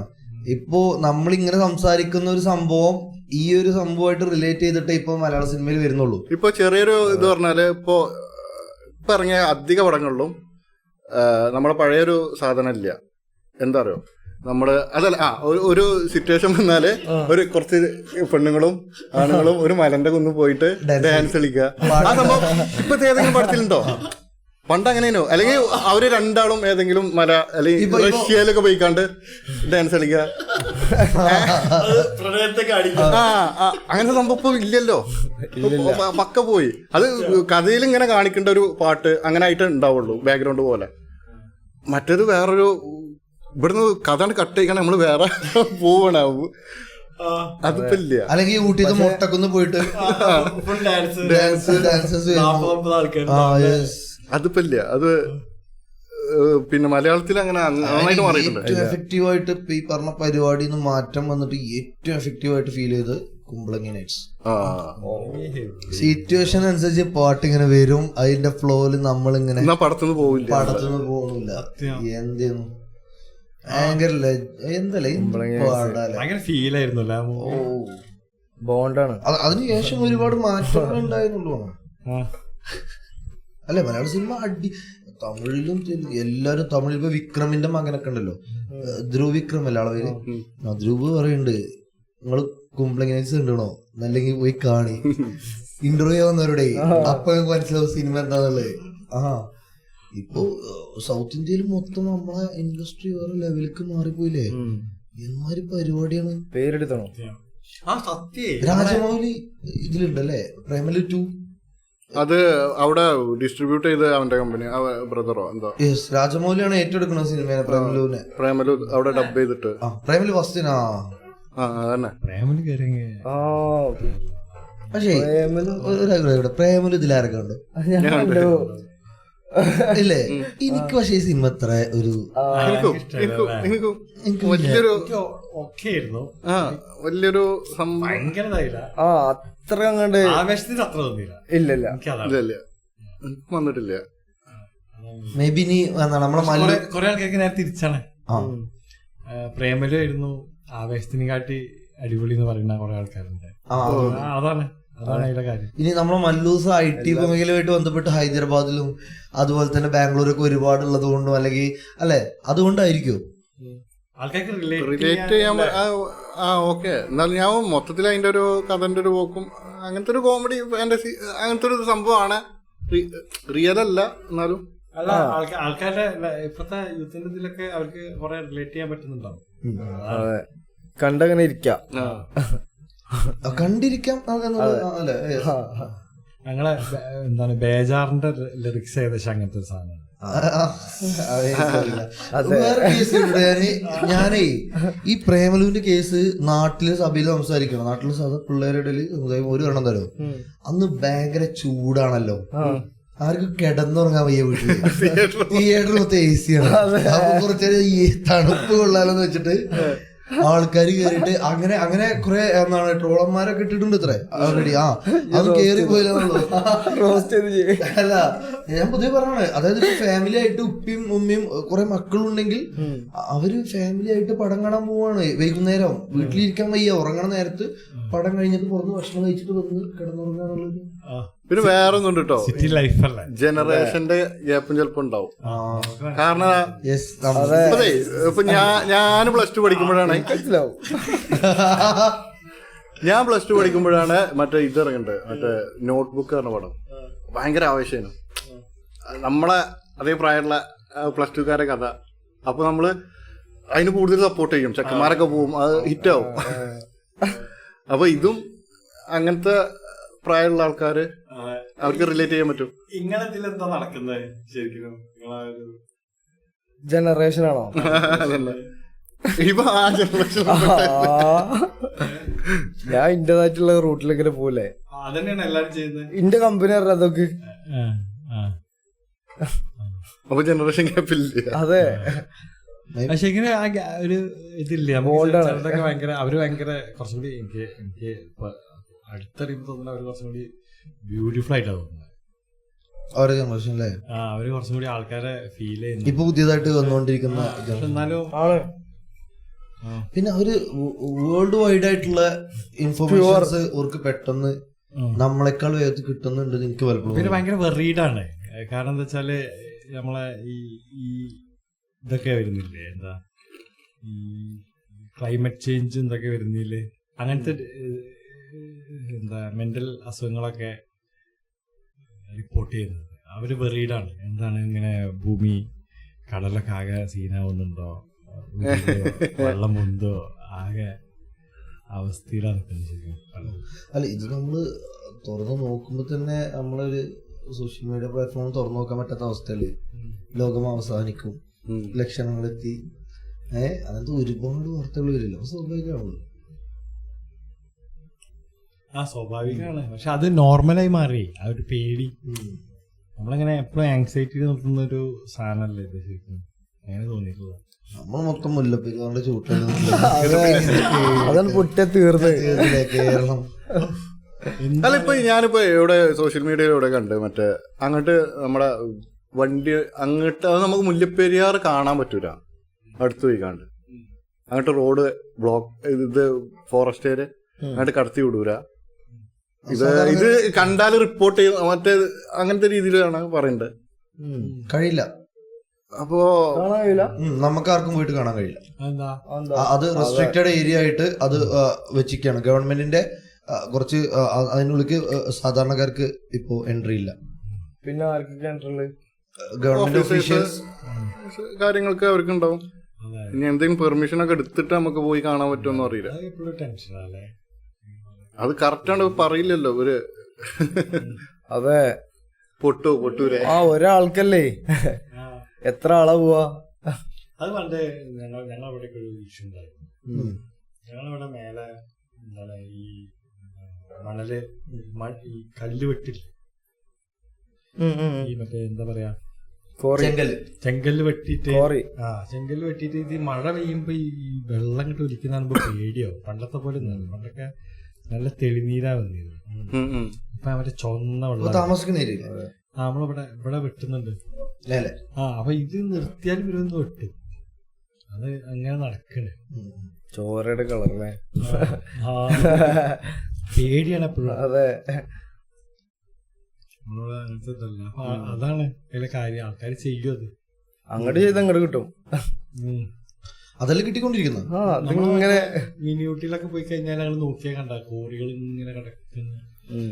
ഞാൻ മനസ്സിലാക്കിയ ഏറ്റവും വലിയ കാര്യം എന്ന് പറഞ്ഞാൽ ഏറ്റവും കൂടുതൽ പൊല്യൂഷൻ നടക്കുന്ന കേരളത്തിലെ ജില്ലകളിലൊന്ന് മലപ്പുറമാണ്. കാരണം ഞാൻ ഒരു തവണ ഊത് എന്ന് പറയുന്ന സിനിമയിൽ അഭിനയിക്കൊരു വേഷം കിട്ടിയ സമയത്ത് പത്തനംതിട്ട പോയി. അപ്പോൾ ഞാൻ വെറുതെ ഇങ്ങനെ ബൈക്ക് എടുത്തിട്ട് വൈകുന്നേരം ആകുമ്പോൾ നമ്മളെ ഷൂട്ടൊക്കെ കഴിഞ്ഞ് വന്നിരുന്ന നമ്മൾ ഫ്രീ ആണ്. അപ്പോൾ ഞാൻ ഇങ്ങനെ കറങ്ങാൻ പോണ സമയത്ത് സത്യം പറയുകയാണെന്നുണ്ടെങ്കിൽ ഇങ്ങനെ ബൈക്കൊക്കെ എടുത്ത് പോയി. അപ്പോൾ പുഴയൊക്കെ കാണുമ്പോൾ നല്ല ഭംഗി. നമ്മളെ നാട്ടിലൊന്നും ഇപ്പം നമ്മളെ കടലുണ്ടി പുഴ കാണാൻ ഒരു മൂടൊന്നുമല്ല, നല്ല ഭംഗി. അപ്പൊ ഞാനിങ്ങനെ പോയി. അപ്പൊ ഒരു പാലത്ത് ഞാൻ ആ പാലത്തിന്റെ അടിയിലൊക്കെ ഒന്ന് വെറുതെ ഇറങ്ങി പോയി നോക്കി. അപ്പൊ ഈ പാലത്തിന്റെ അടിയിൽ പോയി നോക്കുമ്പോ ഒരു മിഠായിന്റെ കടലാസ് ആ പാലത്തിന്റെ ചോട്ടിലില്ല. ഒരു മിഠായി കടലാസ് ഇല്ല, ഒരു സിഗരറ്റ് കുറ്റിയില്ല, ഒരു ബോട്ടിലില്ല. ഞാൻ അത്ഭുതപ്പെട്ടു. ഓ മൈ ഗോഡ്, ഇങ്ങനെ ഉണ്ടാവും ഇത്ര പ്യൂറായിട്ട് ഇത്ര അടിപൊളിയായിട്ട് ഇങ്ങനെ സ്ഥലം. അതേപോലെ നമ്മളിങ്ങനെ വലിയ വലിയ മീനുകളൊക്കെ പുഴയിലൂടെ നീന്തുന്നങ്ങനെ കാണാം. എനിക്ക് ഭയങ്കര കൗതുകം. അവിടെ ഒന്നും ആ ഒരു സീനല്ല. പക്ഷെ നമ്മളവിടെ എന്താ അവസ്ഥ? വീടിന്റെ പുറത്തിറങ്ങി ചുറ്റിക്കും നോക്കി കഴിഞ്ഞാൽ എല്ലാ മലമലും വെട്ടലൂറി നടന്നു കഴിഞ്ഞു. പുഴയിൽ മണലില്ല. ഇപ്പൊ ഇറങ്ങി കഴിഞ്ഞാൽ ചരല് കാണാം. നൈസായ മണൽ ഇപ്പൊ കാണാണ്ടോ പുഴയില്? ഇല്ല. ഇപ്പൊ ഷാഹിം ബ്രോന്റെ വീട് പുഴയുടെ അടുത്താണ്. നമ്മുടെ സ്റ്റുഡിയോ തൊട്ട് ബാക്കിലാണ് പുഴ. എല്ലാ പ്രാവശ്യവും കട്ടാവുന്നുണ്ട്. ആ പുഴ നശിച്ചു പോകണ ഞാൻ എന്റെ കണ്ണുകൊണ്ട് കണ്ടിട്ടുണ്ട്. അല്ലെ, നമ്മൾ വിറ്റ്നസ് ചെയ്യേണ്ട ഒരു ജനറേഷൻ. ചെറുപ്പത്തില് കളിക്കാൻ പോയതും കുളിക്കാൻ പോയതും ഞാനൊക്കെ ഈ മണല് കോരി, അതായത് അങ്ങോട്ട് വഴി വെട്ടിയിട്ട് വണ്ടികൾ ഇങ്ങനെ എന്നും വണ്ടികൾ മുന്നിലാണ് ഇങ്ങനെ മണല് ലോറി തോണികൾ ഇങ്ങനെ വന്നിട്ട് മണല് കോരി കൊണ്ടുപോകാൻ എന്നും ലോഡ് കണക്കിനാ കൊണ്ടുപോണേ. അപ്പൊ ഞങ്ങളെ സ്റ്റുഡിയോന്റെ ആയിക്കൂടെ അവിടെ റോഡുണ്ടായിരുന്നു. നമ്മളന്ന് കളിച്ചിരുന്ന എങ്ങനെ വെച്ചാൽ ഈ തോണി ഇങ്ങനെ പോകുമ്പോ അതിന് മുന്നിലൊക്കെ പിടിച്ച് അങ്ങനെ കളിച്ചിരുന്നു. പക്ഷെ നമുക്ക് അറിയില്ലല്ലോ പുഴ നശിപ്പിക്കാണ്. അത് പിന്നെ ഫുൾ അവിടെ കുണ്ടായി മറ്റേ എന്താ പറയാ ആൾക്കാര് നമുക്ക് പണ്ടൊക്കെ സ്ഥിരം അറിയായിരുന്നു. ആൾക്കാരൊന്നും അങ്ങനെ മിസ്സാവില്ലായിരുന്നു. അപകടത്തിൽപ്പെടുന്ന സാഹചര്യം. അവിടെ കുഴിയായി അങ്ങനത്തെ ഇതിലൊക്കെ ആയിപ്പോയി. അവിടെ കുറെ ആൾക്കാർ മരിച്ചിട്ടുണ്ട്. ആ വക ചുഴിയൊക്കെ ഉണ്ടാവും. പറയാം. ആൾക്കാർക്ക് സാധാരണ പണ്ടൊക്കെ ഉള്ള ആൾക്കാർക്ക് ഇവിടെ ഒരു കല്ല് വരെ അറിയായിരുന്നു പുഴയിലുള്ള അടിയില് ഇങ്ങനെ ഒരു സാധനം ഉണ്ട്. ഇവിടെ അവിടെ ഒരു കല്ലുണ്ട്. ഇപ്പൊ കുഴികളാണ്, മണലെടുത്ത കുഴികൾ തന്നെ പറയാം. അതും കഴിഞ്ഞിപ്പോ ആ കുഴികളും തീർന്ന് ഇപ്പൊ അവിടെ കട്ട വെള്ളമുണ്ട്. വേനൽക്കാലത്ത് ഇപ്പൊ വെള്ളമുണ്ട്. അതിന് മുമ്പ് തൊട്ട് മുമ്പ് വരെ അവിടെ അങ്ങനെ കട്ടായി കിടക്കാം. അങ്ങോട്ട് ഒഴുക്കില്ല. അവിടെ നിന്ന് ഇപ്പൊ എന്താ സ്റ്റുഡിയോന്റെ അവസ്ഥ? പുഴന്റെ ഇപ്പൊ നല്ല വെള്ളമുണ്ട്. ഇപ്പൊ മഴയല്ലേ, ഫുള്ളല്ലേ. മീൻ പിടിക്കാനൊക്കെ പോലുണ്ട്. മഴ പെയ്ത് അങ്ങനെ ഇറങ്ങും. മഴക്കാലം പുതുക്കി വന്നു കഴിഞ്ഞാൽ പിന്നെ സ്വാഭാവികമായിട്ട് നമ്മൾ ഇറങ്ങും. ഏതാ കിട്ടുന്നത്? സ്റ്റോറി ഞങ്ങൾക്കൊരു കിടിലൻ സ്റ്റോറി ഉണ്ട്. എന്താണ് കിട്ടില്ലെന്നു അല്ലേ? പെരുമ്പാമ്പിന് കിട്ടി. സസ്പെൻസ് പൊളിച്ചു. ഇവനൊന്നും അങ്ങനെ മീൻ പിടിക്കാൻ വരാത്തതാണ്. അപ്പൊ നമ്മുടെ നാട്ടിൽ നിന്ന് എപ്പോഴും പിടിക്കണതാണ്. അപ്പൊ സജീറും ഇൻട്രസ്റ്റഡ് ആണെന്ന് പറഞ്ഞു. അങ്ങനെ നബീലും സജീറും വന്നു ഒരു ദിവസം. അങ്ങനെ പിടിക്കുന്ന സമയത്ത് സജീർ അല്ലെങ്കിൽ കൊണ്ട് നടന്നിട്ട് പെരുമ്പാമ്പിനെ കിട്ടി. പക്ഷെ അന്ന് നമുക്ക് ഒരുപാട് ആരലിന് ഇതിനെ കിട്ടി. പക്ഷെ ശിക്ഷാർഹ കേട്ടോ. കിട്ടിയില്ല. അല്ല ഈ പരിപാടി അല്ലോടല്ല, പിടിക്കാൻ പറ്റില്ല ആ ചൂണ്ടലിട്ട് പിടിക്കാവുന്ന കുറച്ച് പരിപാടികൾ അങ്ങനെ അല്ലല്ല. കാരണം എന്താ വെച്ചാൽ ഇപ്പൊ ഐറ്റങ്ങൾ പ്രസവിക്കുന്ന ചൂഷണം ചെയ്യരുത്. പുഴയിൽ വെള്ളം വരും, സഹജീവികളാണ് ഈ മീനുകള്. തോടുകളിലേക്ക് അരുവികളിലേക്ക് പാടത്തേക്കൊക്കെ വരും. ഇവര് വരുന്ന മുട്ടയിടാൻ വേണ്ടിട്ടാണ്. അത് ഇപ്പൊ നമുക്ക് കിട്ടുന്ന മീനൊക്കെ കീറി കഴിഞ്ഞാൽ അതിന്റെ ഉള്ളിൽ പനഞ്ഞീനും നോക്കാൻ നമ്മൾ പറയില്ലേ, മുട്ടകളുണ്ടാവും. അതിനെ പിടിക്കുന്നത് തെറ്റാണ്. കടലിലെ മീനുകളെ കടലിൽ അതിനോരോ ടൈം ഉണ്ട്. ഇത് വംശനാശം സംഭവിക്കുന്ന പേടിയായിരിക്കും അല്ലേ ചിലപ്പോ, കുറച്ചുണ്ടാവുള്ളൂ. ഇപ്പൊ എന്റെ നാട്ടില് സ്ഥിരമായിട്ട് കണ്ണെന്ന് പറഞ്ഞ മീനെ കിട്ടിയ ഇന്റെ വലിയൊരു പേടിയുണ്ടല്ലോ അതില്. നമ്മളെ ഇപ്പൊ ഇവിടെ കുറെ എക്സോട്ടിക് പെറ്റ്സ് വരുന്നില്ലേ, അതായത് ആമസോൺ കാർഡിൽ കാണുന്ന ആരപ്പൈമ, അങ്ങനത്തെ കുറെ അലിഗേറ്റർ കാർ, നോർത്തിൽ അമേരിക്കയിലൊക്കെ കാണുന്ന സാധനമാണ് അലിഗേറ്റർ കാർ. ഇതൊക്കെ ഇവിടെ പെറ്റ്സ് ആയിട്ട് വരുന്നുണ്ട്. ഇവിടെ ഈ പ്രളയം വരുന്ന സ്ഥലമാണ്. ആൾക്കാർ ഈ ബിഗ് ടാങ്ക് ഇതിലൊക്കെ ഇട്ടിട്ട് ഈ പ്രളയ സമയത്ത് ഇത് നമ്മളെ വാട്ടർ സിസ്റ്റത്തിലായി കഴിഞ്ഞാൽ എല്ലാത്തിനും അടിക്കൂലോ. ഇപ്പൊ സംഭവിച്ചിട്ടുണ്ടല്ലോ ഇപ്പൊ കഴിഞ്ഞ ഇതിന്. ഏതായിരുന്നു മറ്റേ അനാപ്പസ്? ഇപ്പൊ ഒരു പുതിയ ഫിഷ് നമ്മളെ പാടത്തൊന്നും നമ്മൾ ഇന്നേ വരെ കണ്ടിട്ടില്ല. അപ്പൊ നമുക്ക് കിട്ടുക ഒരു 8 കണ്ണൻ, എന്താണ് 2 നാടൻ മുയ്യിനെ. എന്റെ നാട്ടിൽ ഇപ്പൊ നാടൻ മുയ്യില്ല. നാടൻ മുയ്യ എന്ന് പറയുന്ന മീനിനെ നമുക്കിപ്പോ തോട്ടിൽ മീൻ പിടിക്കാൻ പോയപ്പോലും കിട്ടുന്നില്ല. അതേപോലെ കണ്ണന് പകരം അനാപ്പസ്, സിലോപ്പിക്കും കരിമീനും ഉണ്ടായ ഒരു ഐറ്റം. അനാപ്പസിന്റെ അതിന്റെ പേര് തോന്നുന്നു എനിക്ക്. യെസ്. ഇപ്പൊ കുട്ടികളൊക്കെ ബക്കറ്റിൽ പാടത്തുനിന്ന് വെള്ളം വറ്റുമ്പോ ചെറിയ ചെറിയ കുഴികളിൽ നിന്ന് ഒരുപാട് മീനെടുക്കും. നല്ല സൈസ് മീനായിരിക്കും. അവിടെ ഇപ്പൊ കുട്ടികൾ എടുത്ത് കൊണ്ടുവരുന്നത് ഈ മീനൊക്കെയാണ്. ഞാൻ ചോദിച്ചു ഇത് ഏതാണ് മീന്? അപ്പൊ എന്നോട് ഇതിന് റോട്ടിൽ വെച്ച് കാണിച്ചു തന്നു. ഇത് വെള്ളം വറ്റിയാലും നടന്നിങ്ങനെ പോകും റോട്ടിൽ കൂടെ ഒക്കെ. അല്ല ഇത് പറഞ്ഞാൽ കരിമീനെ പോലെ തോന്നും നമുക്ക് കണ്ടാല്. ഭയങ്കര ഉയരമായിരിക്കും ബോഡി, ഭയങ്കര മുള്ളുകളായിരിക്കും. ചെറുതായ പോലെ അതേ ഷേപ്പ് കരിമീനെ പോലെ തന്നെ. എന്നാ സിലോപ്പിയും അല്ല കരിമീനും അല്ല. അങ്ങനത്തെ ഒരു മീന്. കണ്ണൻ കിട്ടാല്ല, കണ്ണനെ കാണാനില്ല. കണ്ണനെവിടെ? അതേപോലെ നാടൻ മുയ്യ എവിടെ? ഒന്നും വേണ്ട. ഞൗഞ്ഞി അറിയോ? ഞൗഞ്ഞി ഒരു കാലത്ത് എന്റെ വീടിന്റെ മുന്നിലുള്ള ഒരു പാടം പോലത്തെ സ്ഥലമുണ്ട്. അവിടെ പോയിട്ട് ഞാനും എന്റെ ഏട്ടനൊക്കെ ഒരുപാട് പിടിച്ചോണ്ട് കഴിക്കുന്നത്. ഈ സീസണിൽ ഞാനൊരു ഞൗഞ്ഞിനെ കണ്ണുകൊണ്ട് അവിടെ എന്റെ നാട്ടിലത്തെ ഒരു പാടത്ത് കണ്ടിട്ടില്ല. ഈ പറഞ്ഞു ഇങ്ങനെ ഒരു സാധനം ഉണ്ട്. ഞാൻ എന്താണ് നമ്മളവിടെ പാടൊന്നും ഇല്ലാത്തോണ്ട് എനിക്കറിയില്ല. അല്ല പണ്ട് ഇങ്ങനെ കുറെ കിട്ടിയിരുന്നു, അതിപ്പോ കിട്ടാനില്ല. അതൊന്നുമില്ല. വംശനാശം സംഭവിച്ചുകൊണ്ടിരിക്കണ്. എന്താണ് മലഞ്ഞിലിനിപ്പോ ഞങ്ങള് പലയിടത്തും കിട്ടുന്നുണ്ട്, കേരളത്തിൽ പലയിടത്തും ഉണ്ട്. പക്ഷെ ഇത് കുറഞ്ഞുകൊണ്ടിരിക്കുക എന്നുള്ളത് ഇങ്ങനെയാണ് നമുക്ക് മനസ്സിലാവുക. ഇപ്പൊ നമ്മുടെ നാട്ടിലുണ്ടായിരുന്നു, അവിടെ ഇല്ല. പക്ഷെ തൊട്ടപ്പുറത്ത് കുറച്ച് കിലോമീറ്റർ പോയി അവിടെ ഉണ്ട്. ഇനി നാളെ അവിടെ ഇല്ലാതാവും. ഇനിയിപ്പോ ആരപ്പൈമേലൊക്കെ ചൂണ്ടിട്ട് പിടിക്കും. ഈ നെൽപ്പാടത്തൊക്കെ അല്ലേ മറ്റേ രാസവസ്തു ഇതാക്കണ്ടതിന്റെ ഭാഗമായിട്ടല്ലേ ഇതൊക്കെ നശിക്കുന്നത്? അതൊരളവ് വരെയാണ്. പിന്നെ എനിക്ക് തോന്നുന്നു പ്രളയത്തില് ഇപ്പൊ ആഫ്രിക്കൻ മുയ്യ് എന്ന് പറഞ്ഞ സാധനം ഉണ്ടല്ലോ, അതിന്റെ ഇത് നമുക്കിവിടെ കൃഷി ചെയ്യാൻ പറ്റില്ല, അതിനെ വളർത്താൻ പാടില്ല എന്നാണ് പണ്ടുണ്ടായിരുന്നല്ലോ. പക്ഷെ ഇതിന്റെ പ്രശ്നം എന്താ വെച്ചാൽ ഇതിനൊരു തോട്ടിലെത്തി കഴിഞ്ഞാൽ പിന്നെ ഇത് മാത്രം ഉണ്ടാവുള്ളൂ അവിടെ. മറ്റൊക്കെ തിന്നു, ബാക്കി എല്ലാരും വന്നു അതിന് ഭക്ഷണം. അങ്ങനത്തെ കുറച്ച് മീനുകളുണ്ട്. ആ മീൻ മിക്സ് ആയിട്ടുണ്ടാവും. പ്രളയത്തിന്റെ ടൈമിൽ കുറെ മിക്സ് ആയിട്ടുണ്ടാവും. പിന്നെ ടാങ്കിലൊക്കെ നേരെ പുറത്ത് വന്നിട്ടുണ്ടാവും. ഞൗഞ്ഞൊക്കെ നബീല് പറഞ്ഞ പോലെ പാടത്ത് ഉപയോഗിക്കുന്ന അതുകൊണ്ടായിരിക്കും. അത് പാടത്തല്ലേ ഉണ്ടാവുക, വെള്ളത്തിലല്ലോ. കാരണം ഐറ്റങ്ങൾ നല്ല പെറ്റ് വരും, ഇഷ്ടം പോലെ ഉണ്ടായിരിക്കും. ഒരു തള്ളേനെ കണ്ടാലും അതിന്റെ കുട്ടികളൊക്കെ ഉണ്ടാവും അതിന്റെ സൈഡിലൊക്കെ ഇങ്ങനെ അവിടെ ഫാമിലി ആയിട്ട് അവിടെ ഇങ്ങനെ സെറ്റ് ആയിട്ട് കിടക്കുന്നുണ്ടാവും. ഞാനൊക്കെ പിടിക്കാൻ പോയിരുന്നു. ഞാൻ പിടിക്കാൻ പോയിരുന്നേ പാടത്ത്. അതെ വേറെന്താ പരിപാടി. നല്ല വെള്ളമുള്ളതായിരിക്കില്ല, നല്ല മീനുണ്ടാവുക. വാളയൊക്കെ ശരിക്കും നല്ല കയമാണ്. വാളൊക്കെ അത്യാവശ്യം ഉള്ളതുള്ളൂ. ഇപ്പൊ നമ്മളെ തൊട്ടപ്പുറത്തുണ്ടല്ലോ, എന്താണ് നിലമ്പൂരിന്ന് തന്നെ പുഴ, കോഴിക്കോടിക്ക് പോണ ചാലിയാറിലൊക്കെ എന്താ മീൻ തന്നെ, ഹെവി മീനല്ലേ. നമ്മളൊക്കെ പകുതി സൈസ്, നമ്മളെ 3/4 ഭാഗം ഹൈറ്റ് ഉള്ള വലുപ്പമുള്ള മീനുകളൊക്കെയാണ്. ഏതൊക്കെയാണല്ലേ? മറ്റേ അമൂറൊക്കെയാണ്. അമൂറല്ല, ഈ എന്താണ് കട്ട്ല, റോഹുക്കില്ലേ, അങ്ങനത്തെ ടൈപ്പ് ഓഫ് സാധനങ്ങളാണ് തോന്നുന്നു. എനിക്ക് അതിനെ പറ്റി വലിയൊരു ധാരണ ഇല്ല. ഡാം ഫിഷുകൾ പറയില്ല നമ്മള്, ആ ടൈപ്പ് ഓഫ് മീനാണ്. എനിക്ക് പുഴമീന് ഇഷ്ടമാണ്. എനിക്കല്ല ഇഷ്ടമല്ല, ഒരു നെയ് ടേസ്റ്റ് അല്ല എനിക്ക്. ശരിക്കും കടൽ മീനാണ് ഒന്നുകൂടി ലൈക്ക്. കടൽമീനിന് ഓൾറെഡി ഇൻബിൽട്ട് ഒരു ചെറിയ വേറൊരു ഉപ്പിന്റെ ഒക്കെ ഒരു വേറെ ടേസ്റ്റ് ഉണ്ട്. എനിക്ക് രണ്ടും ഇഷ്ടണ്ടാവും. അല്ല എല്ലാം പ്രത്യേക രസം തന്നെയാണ്. പുഴമീന് വേറെ ടേസ്റ്റ് ആണ്, അത് ആ മണ്ണിന്റെ ടേസ്റ്റ് ഉണ്ടാവും. ഒരു മണ്ണിന്റെ അത് രസാണ്. പക്ഷെ എന്താണ് ചാർക്കോൾ എന്നൊക്കെ പറഞ്ഞില്ലേ, അതേപോലെ ഒരു ഫ്ലേവർ ആണ്. അയില, മത്തി ഇതിനൊക്കെ ഓരോ വ്യത്യസ്ത ടേസ്റ്റ് ഉണ്ടല്ലോ. അത് അത്ര അങ്ങോട്ട് പുഴമീനില് കിട്ടൂല. അത് കിട്ടൂല. അല്ലോ പുഴമീൻ്റെതായിട്ടുള്ള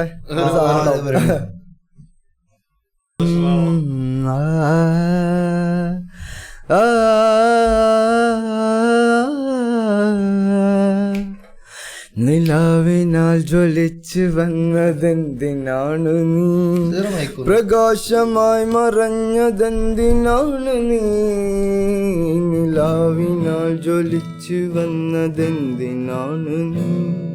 വെയിറ്റ് ചെയ്യട്ടോ, നമുക്ക് ഔട്ട്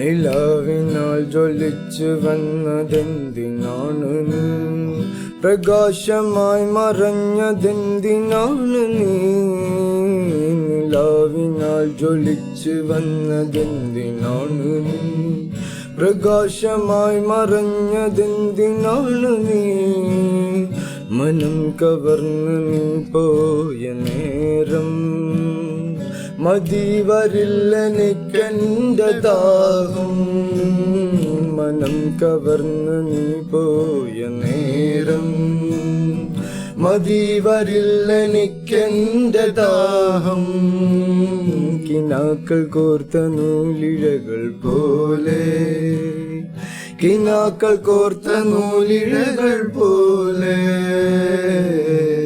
എരിഞ്ഞു പുകയുന്നു താനേ അഗ്നിക്കടലാഴമാകെ, നിലാവിനാൽ ജ്വലിച്ചു വന്നതെന്തിനാണ്, പ്രകാശമായി മറഞ്ഞതെന്തിനാണ് നീ.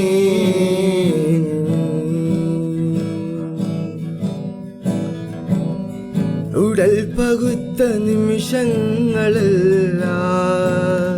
അനശ്വരം തികഞ്ഞിടാത്ത വാക്ക്, ഉടൽ പകുത്ത നിമിഷങ്ങളെല്ലാം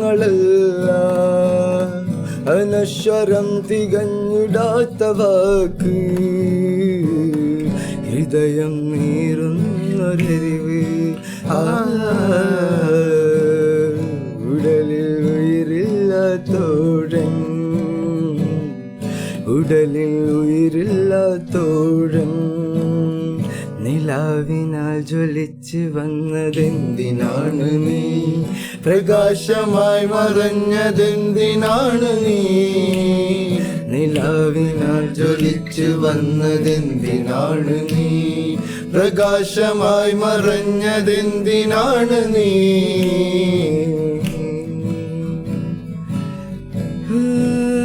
കരങ്ങളിൽ കിസാഫറഞ്ഞ രാത്രിയിൽ ദളങ്ങളിൽ തളിഞ്ഞു മൺചിരാതുകൾ, കരങ്ങളിൽ കിസാഫറഞ്ഞ രാത്രിയിൽ ദളങ്ങളിൽ തളിഞ്ഞു മൺചിരാതുകൾ,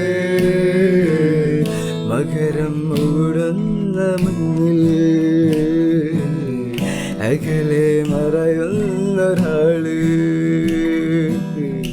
അകലെ മറയുന്നൊരാള്,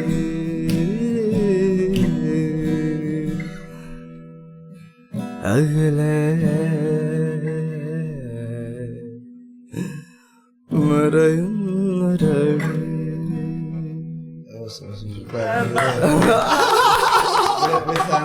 ഒന്നും പറയാ. നമ്മളെ ഫേവറേറ്റ് അവന്റെ ഓൺ കമ്പോസിഷനിൽ അടിപൊളി പൊട്ടിക്കാന് സെറ്റ് അല്ലേ, നൈസ് ട്രാക്ക് അല്ലേ, അടിപൊളി ട്രാക്ക്, അടിപൊളി ട്രാക്ക്. ഓ എന്തോ ഒരു ഫീല്, ഒരു ചാർജ് കിട്ടി. പിന്നെ ഇതൊക്കെ ഇറങ്ങാത്തതോ ഞങ്ങളോ ഇറങ്ങിയിട്ടില്ല. അപ്പൊ ഫസ്റ്റ് ടൈം ആണത് ഏത് ഇങ്ങനെ ഒരു ഇതിൽ വരുന്നത്. നമ്മളെന്താ അച്ചു എന്നോടൊന്നും പാടാൻ പറയില്ല, ഞാൻ പാടി പാടി തളർന്നു നിൽക്കുന്ന വ്യക്തിയാണ്. Why the hell not? നീ പാട്. കമോൺ.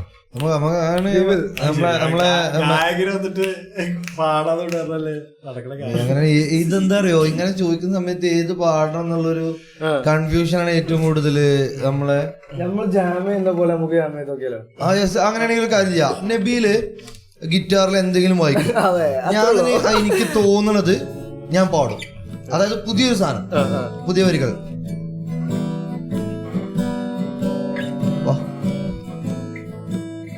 ഇത് തന്നെ പോലെ താരകങ്ങളെ പൂത്തതെന്തിനോ, പാതിരാവിലായി അലിഞ്ഞതെന്തിനോ, പറയാതെ മറയുന്നു, പറയാതെ അറിയുന്നു. താരകങ്ങളെ പൂത്തതെന്തിനോ, താരമാകയും തെളിഞ്ഞതെന്തിനോ, പാതിരാവിലെ പാതിരാവിലെ പാഴ്മുള്ളയായി നീ ഒഴിഞ്ഞു വീണു എൻ കനവേ, ദൂരെ ദൂരെ അറിയാതെന്തേ തേങ്ങുവതെന്തേ, അറിയാ തെരുവിൻ വിളക്കുകൾ നാളമായി എരിയുമ്പോൾ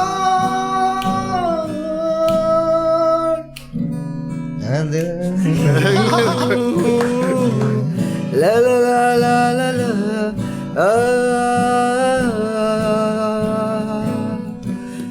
Hey, la la la la la la la la la la la la.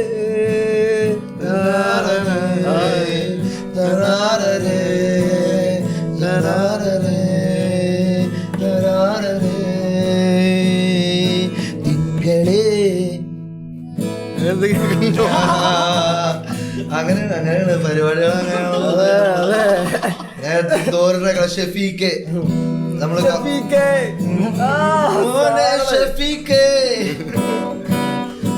കോളേജിലെ പെണ്ണെന്താടാ എന്നെ നോക്കാത്തെ, പറയട ഷെഫീക്ക്, പറയട ഷെഫീക്ക്. കഫേ കൊളായിലെ ഷെഫീക്ക്, കഫേ കൊളായിലെ ഷെഫീക്ക്, പറയട ഷെഫീക്ക്, പറയട ഷെഫീക്ക്. നമ്മള് റെക്കോർഡ് ഒറിജിനൽ നമ്മള് കഫേ കൊളായിത്തെ അടുത്ത ഷെഫീക്കിനോട് ചോദിക്കണം, എന്താ ലോക്കോളത്തെ പെണ്ണുങ്ങളെ ഞങ്ങൾ നോക്കാതെ, ഞങ്ങളെന്താ കുറിച്ച് മാറ്റിയല്ലേ വന്നിക്കണേ, ഞങ്ങളെന്താ ഞങ്ങളൊക്കെ ചൊറുക്കില്ലേ, പിന്നെ എന്താണ് നമ്മള് മലപ്പുറം. അത് വേറെ സാധനല്ല, അവിടെ നിന്ന് കിട്ടിയ സാധനം അല്ലേ?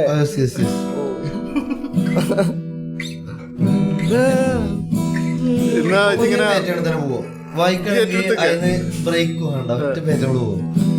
നമുക്ക് അടുത്തൊരു ഒന്നുകൂടി നോക്കാം, വേറെ എന്തെങ്കിലും നോക്കാം. വായിക്കണേ തന്നെ പോകാം, കട്ട് ചെയ്യണ്ട. ഇത് കട്ട് ചെയ്തോണ്ട് ആവശ്യമില്ലാത്ത കട്ട് ചെയ്താൽ അത്രേ ഉള്ളൂ.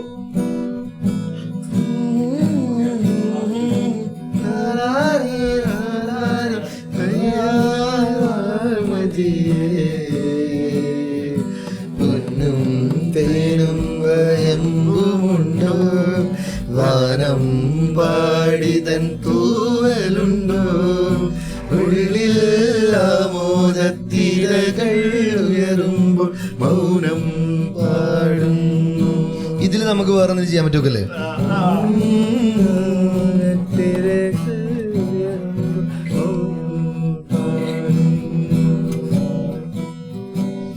തിരിയും ദുനിയാവെ തിരിയുന്നതെന്തിനോ, പറയാ കഥയേറെ പറയുന്നതെന്തിനോ, അറിയാ വഴിയേറെ മുന്നിൽ നീ ഉഴലുന്നുവോ, മനസ്സേ മനസ്സേ തിരഞ്ഞേ മടുത്തുവെന്നോ മനസ്സേ മനസ്സേ തിരിഞ്ഞു നീ വീണ്ടും ഇങ്ങുവെന്നു ചേർന്നു അറിയാ ചിന്തകൾ തിരിയാ ചിന്തകൾ മനസ്സിൽ നിറയുന്നതെന്തെന്നതറിയാതെ തിരിയാതെ അലയുന്നതുലയുന്നതെന്തിനോ രാവിൽ പകലിൽ എന്തെന്നറിയാതെ രാവും പകലും ഏതെന്നറിയാതെ രാവും പകലും ഏതെന്നറിയാതെ ഇതൊക്കെ എന്താന്നറിയില്ല അല്ലെ ഇതെന്താ ഇതിന്റെ അർത്ഥം എന്താണ് ഷായകല സത്യം ഒഴിവാക്കുണ്ടോന്നുള്ളല്ലേ അല്ലെ ഷായം സെറ്റല്ലേ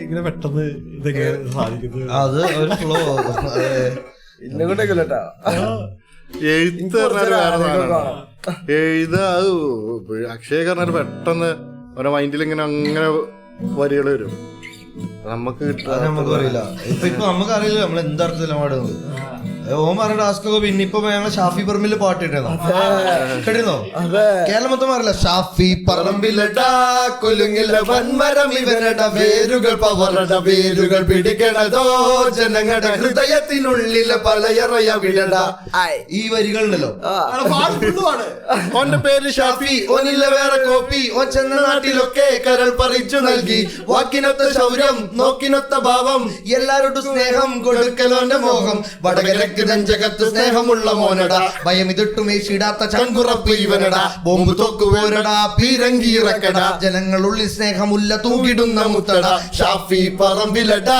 കുലുങ്ങില വൻമരം ഇവനട വേരുകൾ പവറട വേരുകൾ പിടിക്കണതോ ജനങ്ങളുടെ ഹൃദയത്തിനുള്ളിലെ പലയറയ വിടട കൽപ്പാത്തി മണ്ണ് സാക്ഷിയോ വേറെ ലെവലട പാലക്കാട് നിന്ന് പോന്ന നേരം അവർ പറഞ്ഞടാ തിന്മയ്ക്കും വെറുപ്പിനും എന്നും ഇവനെതിരട നന്മയ്ക്ക് പടിക്കെട്ട് പണിയല് പണി ശത്രുക്കൾ ഓരോന്നും മിത്രങ്ങളായ സ്നേഹത്തിൻ കൂട്ടിലേക്ക് ഓരോരോ ചേർത്തട ഓനൊരു ബോംബാണ് ബോംബിനുള്ളിൽ സ്നേഹാണ് എല്ലാവർക്കും ഇഷ്ടാണ് ഹേറ്റേഴ്സ് ഇല്ല നേതാവ് ഷാഫി പറമ്പിലടാ കുലുങ്ങില്ല വൻമരം ഇവനട വേരുകൾ പവറട വേരുകൾ പിടിക്കണതോ ജനങ്ങളുടെ ഹൃദയത്തിനുള്ളിലെ പലയറയ വിടട ഈ ട്രാക്ക്